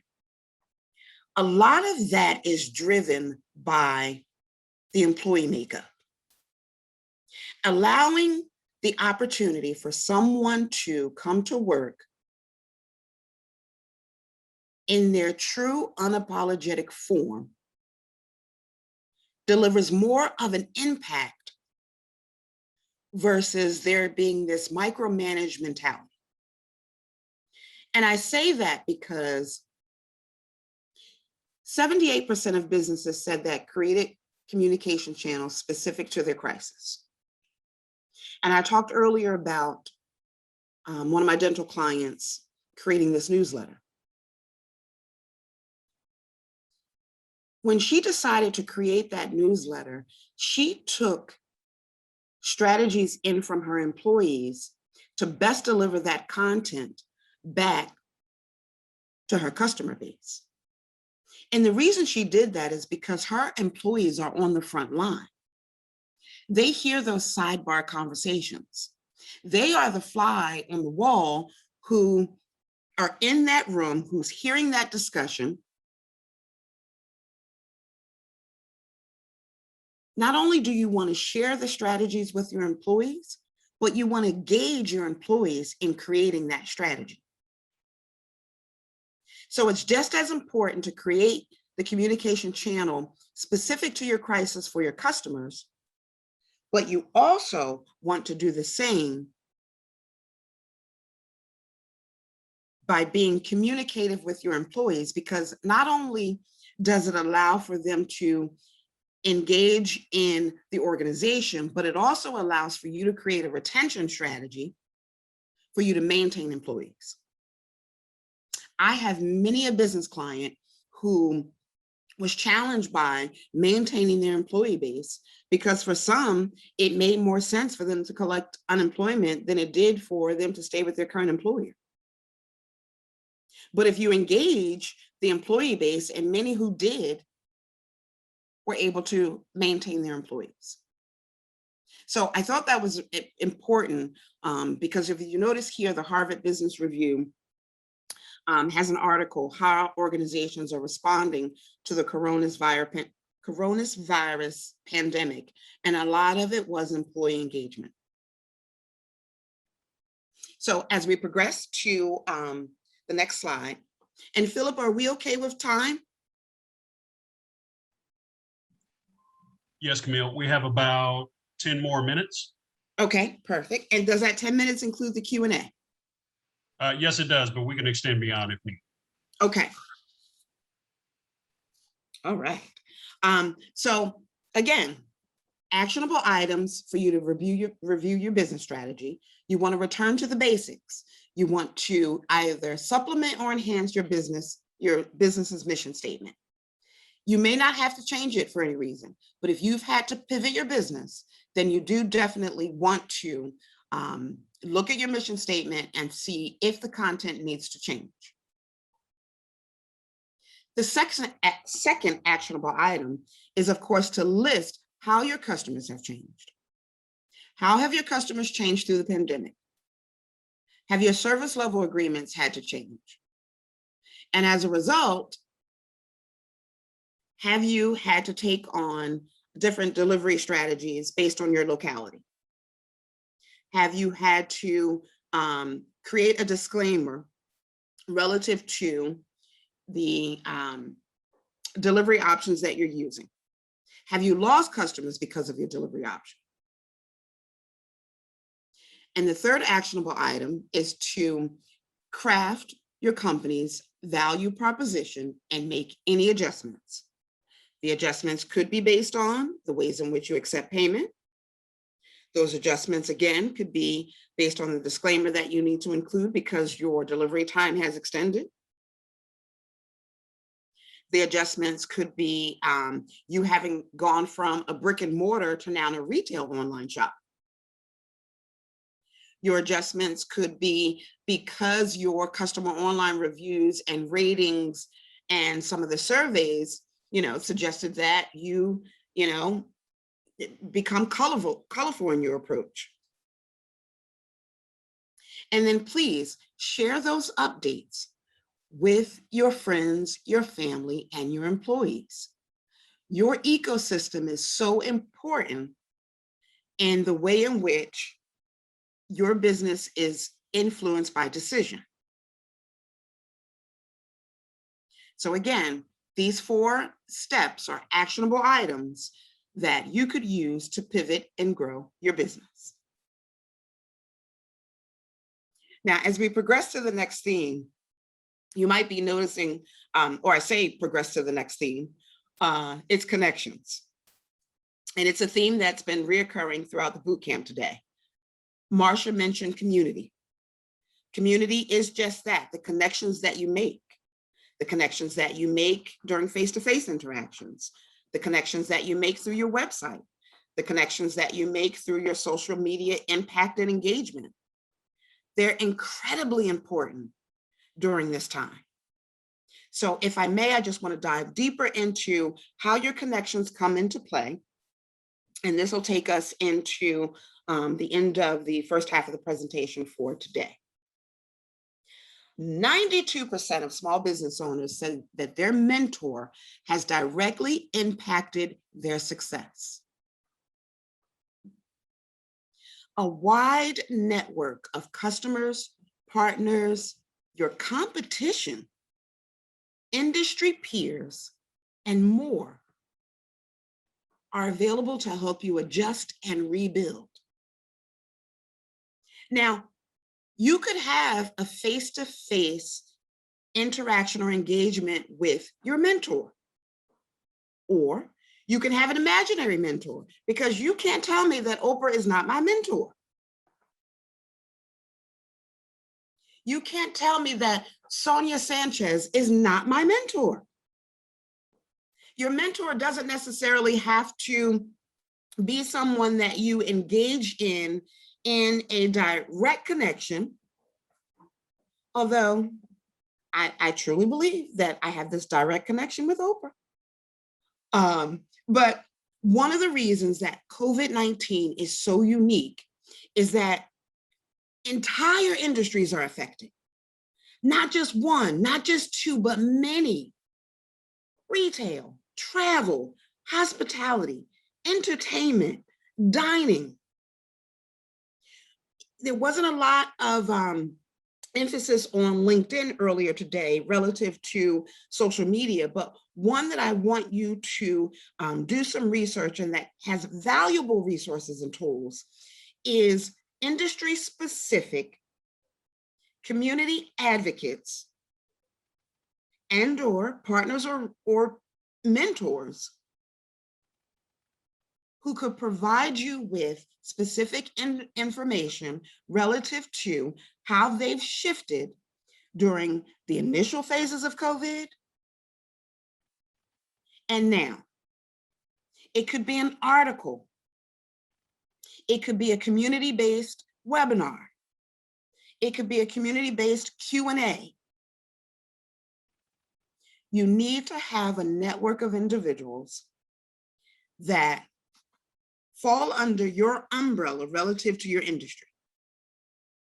They can help guide you through the downturn. They can influence your turn up and effectively help you build, whether it be digital connections, which most of it would be, because there's still not a lot of engagement relative to networking face-to-face. If there is someone that you have a true affinity towards, make a connection point through LinkedIn. Have a series of, maybe 1 to 3 questions that you'd like to ask them. See if they have the time available to serve as your mentor. Whether it's a bi-weekly connection or once monthly connection or quarterly connection. Go after your insight, because there are many an individual who have raised their hand to support in any way that they can. Now, not all business owners have a mentor, but they can be very valuable in guiding you during times like this. It could be a resource available at your local financial institution. It could be your competition that's had to pivot their business. So it could be a particular product or service that they were offering that they no longer feel that they can, which you are great at. So it's okay to ask them why they decided to move from a specific product or service. They may very well share their customer base with you because they're losing customers because they don't have the opportunity to continue to grow in that space. But they're not giving up their customers. They're gaining a partner. You're their new partner. With your resources and theirs, you grow your customer base together, because what you may be able to offer the customers that they're losing, they can now offer or may be able to offer to your customers that you haven't been able to gain. A mentor could be your competition, but your mentor, who was once your competition, is now your partner. They can help you in adjusting, rebuilding, and re-engaging. So exactly what they're doing for you, you can in turn do for them. You're assisting the community in growing and maintaining their business while you're doing the same. And it's okay if you don't currently have a mentor. Think of the people that you connect with and that you go to for advice. They're amazing mentors. A mentor does not have to be a PhD candidate, this illustrious, entrepreneur or entertainment icon. Think of the people that you already connect with and you value their advice. It could be your brunch babes. It could be your fraternity or sorority sisters. It could be your older sister or younger sister who might be bringing you into a new target audience. And if you don't have specific questions yet, it's okay. These people might be the people that you can have a high-level conversation with about your concerns, and in the turn, you'll start to develop your questions. But please make sure that your mentor is someone that you can engage in, someone that is going to listen to understand and not listen to respond. Because the one thing that I've learned as a business banker, excuse me, is that it's important for me to listen to understand a business owner's why, how, what, and when. Because a dumb banker is one that doesn't understand my business. I never want any potential client or customer to say, man, that's just one dumb banker. And it's because I don't understand anything about their business, because I'm listening to respond. I can't provide you any solutions or manage and support your business if I don't understand it. And I must listen to understand and not listen to respond. So make sure that your mentor has a listening ear, someone that you can engage in a healthy conversation, but allows for you to direct your challenges and successes and helps you pivot. And then you may need to figure out what you need first. So be very specific and specialized when asking for advice. And as we progress to the next slide, you don't need to have a traditional mentor, as I mentioned. Make a list of the people that you go to for advice. Identify why you go to them for their advice. The people that you go to for advice, you may like one over the other because they help you laugh through your challenges. You may go to someone because they help you glow and grow through your challenges. And there could be another that helps you align your goals with your values and your beliefs, because they know you. They know you better than you know yourself. Could also be someone that you go to for legal help, your financial advisor, or as I mentioned, a personal confidant. There may be someone who keeps coming across your social media timeline because they have a similar attribute, and the analytics and the algorithm suggest that you should partner or follow this individual. Well, if the algorithm suggests that you should follow this individual, follow and engage them. Send them a DM.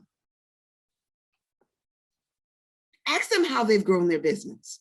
Ask them how they've grown their participants.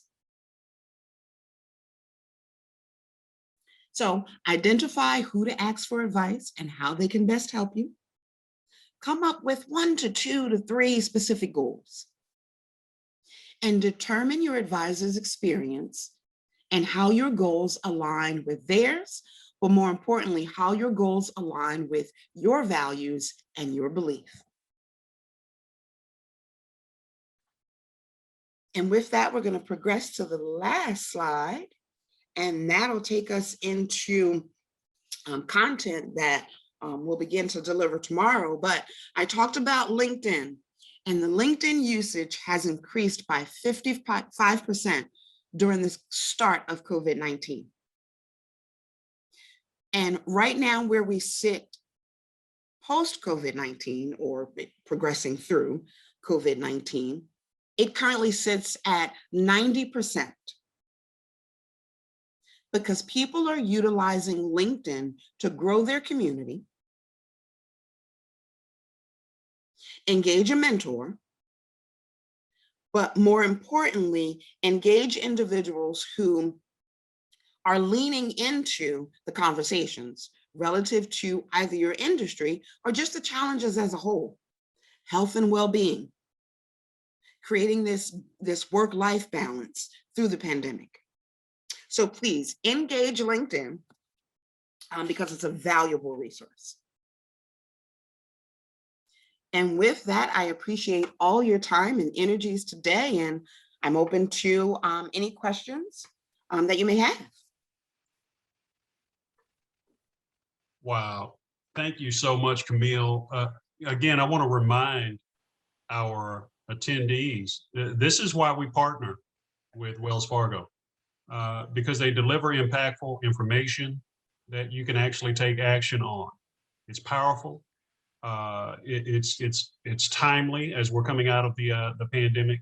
It's very, very useful for those folks that are looking to retool, recover, restoring their businesses. So thank you so much, Camille, for that. And I'm so glad that we're going to have a part 2 of this tomorrow. So that's going to be even more impactful and even more meaningful. And I encourage you all as well to complete the survey and let us know what more you want to hear from our Wells Fargo folks and from Marsha Lynn Hudson, and then help us to fine tune future offerings as well coming out of USBC. Now, Camille, you gave a ton of information. There was a ton of questions that came through, and particularly at the end around mentorship, and you really harped on this. Now, I know that Oprah is your mentor. She's mine too. Where can everybody else find some good mentors and good recommendations? You know, we talked about family, we talked about friends, we talked about sororities, fraternities. What about folks that are, still, they have one foot in the employee field and they also have a side hustle? Where should they look for good mentors?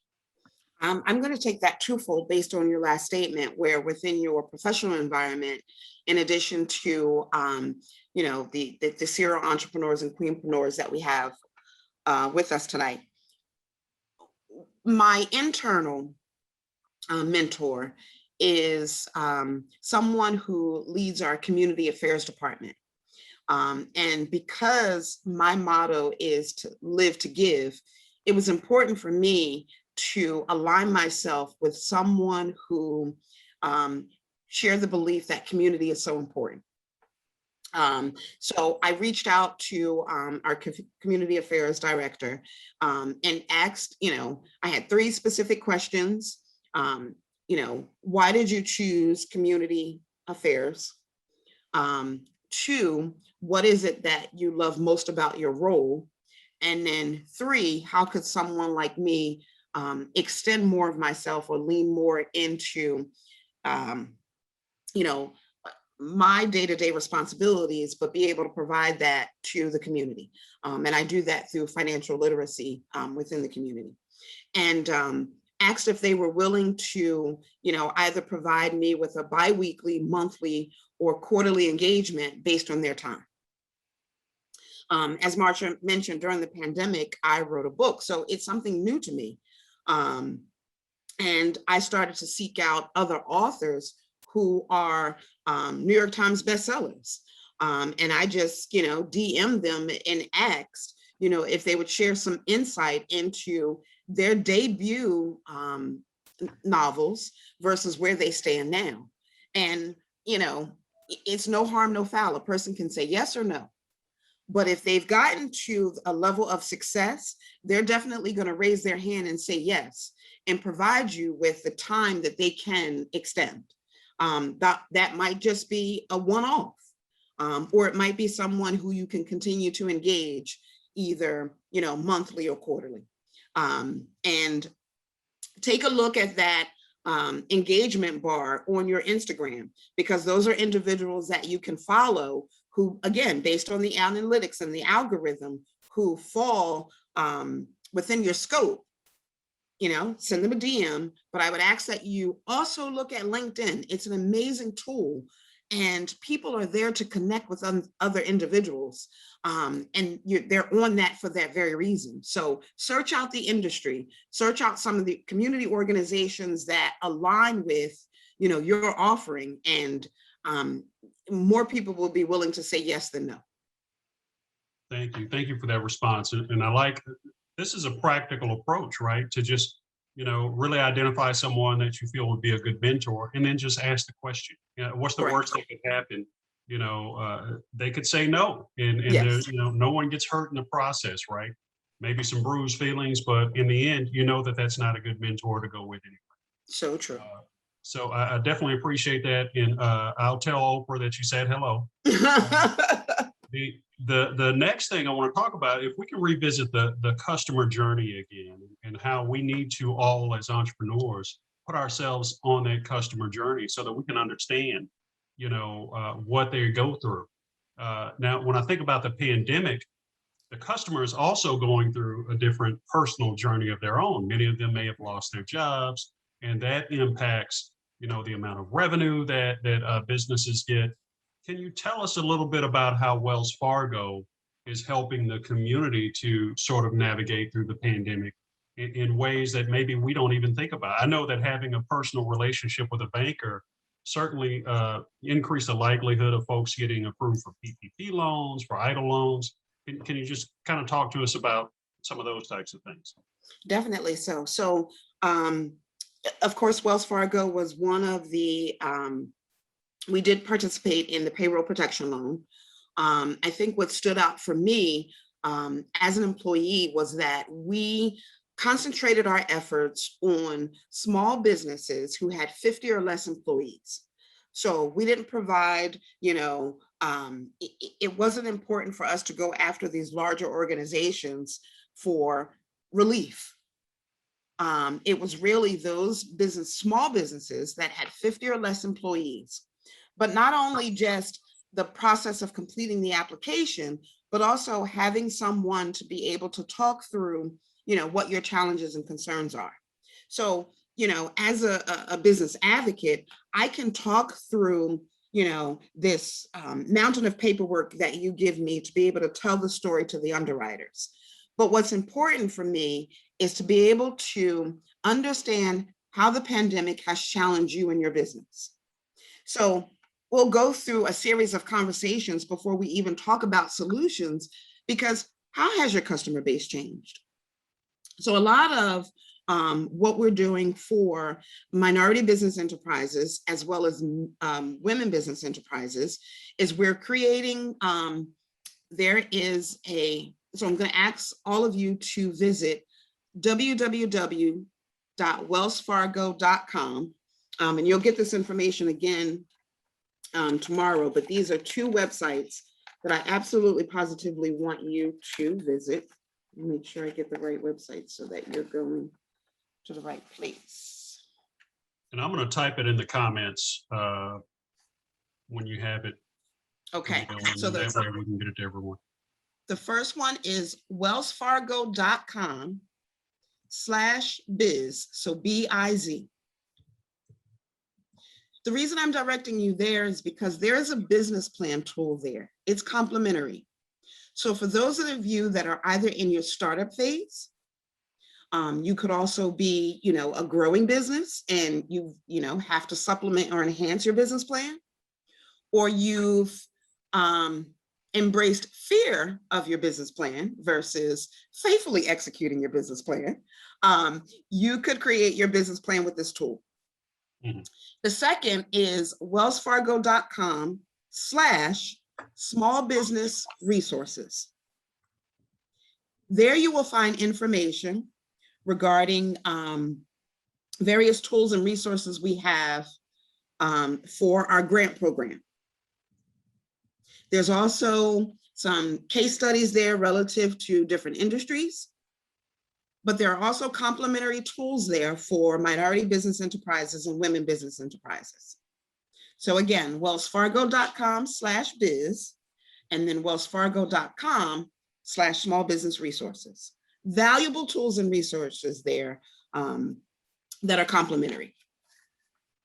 Thank you. Thank you so much for providing that. I put both of those links in the chat, and then we'll also make sure to put it in the follow-up email and the boot camp wrap-up email that will go out at the end of the week as well. And then this last question, Camille. First of all, I appreciate you for your time and you know, the amount of content you delivered was so valuable. But let's revisit sort of the pivot you talked about earlier, where I know of a business that they were. I think they were a vodka distillery. They started making the hand sanitizer. Yes. And we start to see all the other businesses make the shifts as well. Can you talk to us about, you know, Wells Fargo wants to help its business customers succeed as well. You mentioned having the conversations, and you're encouraging businesses to go out and try to find different ways to be innovative, you know, to stay in business and to stay afloat. Correct. You know, what are some other things that, you know, small business owners can do in order to keep, you know, I guess, keep revenue flowing in and keep business coming in? I know we talked about community as well. Wells Fargo is big in the community. Describe a little bit more for us on what we should be doing to keep our businesses going. I think it's very important that you either create or revisit your business plan. That's number one. Number two, your business may not be in a position for capital considerations relative to traditional financing. However, make sure that you have a conversation with your local banker, whether it's Wells Fargo or any financial institution that you currently have a relationship with, and talk through some of the efficiency models you can use to either divert or increase your cash flow. Sometimes it's a matter of reviewing your bank statements, and there might be opportunities there where we can identify areas for you to increase your cash flow based on the way you're going about doing business. Sometimes it could be during a cost review comparison with the way in which you accept payments or the way in which you're delivering payments, because there's some savings there. Have them look at any business credit cards that you have and opportunities to be able to compare apples to apples, what you're using versus what you could be using to take advantage of some of the small business rewards or a lower interest rate. And then, as I mentioned, you're going to go to wellsfargo.com/small business resources. And there I want you to look at the Open for Business Fund, because that would allow some opportunities for the smaller businesses that might not be able to utilize traditional options for gaining capital, but there might be an opportunity there for you to have capital considerations relative to the size of your business. And then locally, I want you to look at organizations such as your local chambers. I also want you to look at score.com, because score.com is a group of veterans who will assist you in crafting your business plan to be able to tell the story of your why, to position yourself for a bank like Wells Fargo so that you can get capital considerations. Sometimes it's not just about, yes, at the end of the day, underwriting is looking at your revenue and how you're growing your business year over year, but sometimes it's about your story. And your business plan and individuals such as the chamber as well as SCORE would allow for you to craft your story so that a banker like me could then advocate for you and deliver your story to underwriting. And, you know, you could reach out to me on LinkedIn. We can have, you know, make that connection. I don't know if I can serve as your mentor, but I can definitely serve as your advisor and, you know, give you some trade secrets about growing your business. And one of them is that, you know, your business has to be at least 2 years old for a large financial institution to even engage in having a conversation relative to capital considerations. And You know, although when we go to do our business taxes, we may be thinking that it's best for us to write off everything so that we either come in with a negative revenue or just a zero balance, you know, a cash balance. And that's not going to get you financial considerations, because if you're not showing that you're growing your business year over year, then someone like a Wells Fargo would say, well, wait a minute, your revenues were negative for, you know, 2021, or you came in even, there's no additional funds or revenue for you to pay us back. So there are some trade secrets that you might want to know. And as your financial mentor, I can help you through those. Wow. We're going to let that be the last word. And the reason I say that is because that, you know, to be able to have that kind of insight is very valuable to a business. And I want to make sure that folks come back, you know, tomorrow and start thinking about some of these things that you said, and then think about ways that they can implement them in their own businesses to restart, to jumpstart their information. So everyone, I want to thank Camille. I want to thank Marsha for delivering Bootcamp Workday number 2. We have one more boot camp, and that's day number 3. Tomorrow is going to be packed with even more information. I want you all to tune in to that one as well. Before you leave today, I just placed a survey into your comment field. Please take that survey. Let us know what we did well. Let us know what we can improve upon in future webinars. Let us know what you loved about this presentation. There's several nuggets and several bits of data that Marsha shared, several tons of information that Camille shared, and I think that we're all going to benefit from this together collectively.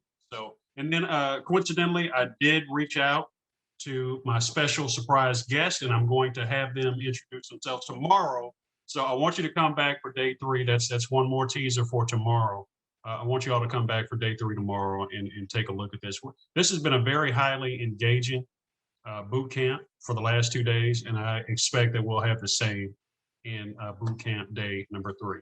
So that is all for today. Camille, I want to thank you. I can't wait for day 3 tomorrow. We're going to do this again. And then we're also going to have our special guest. Thank you, Camille.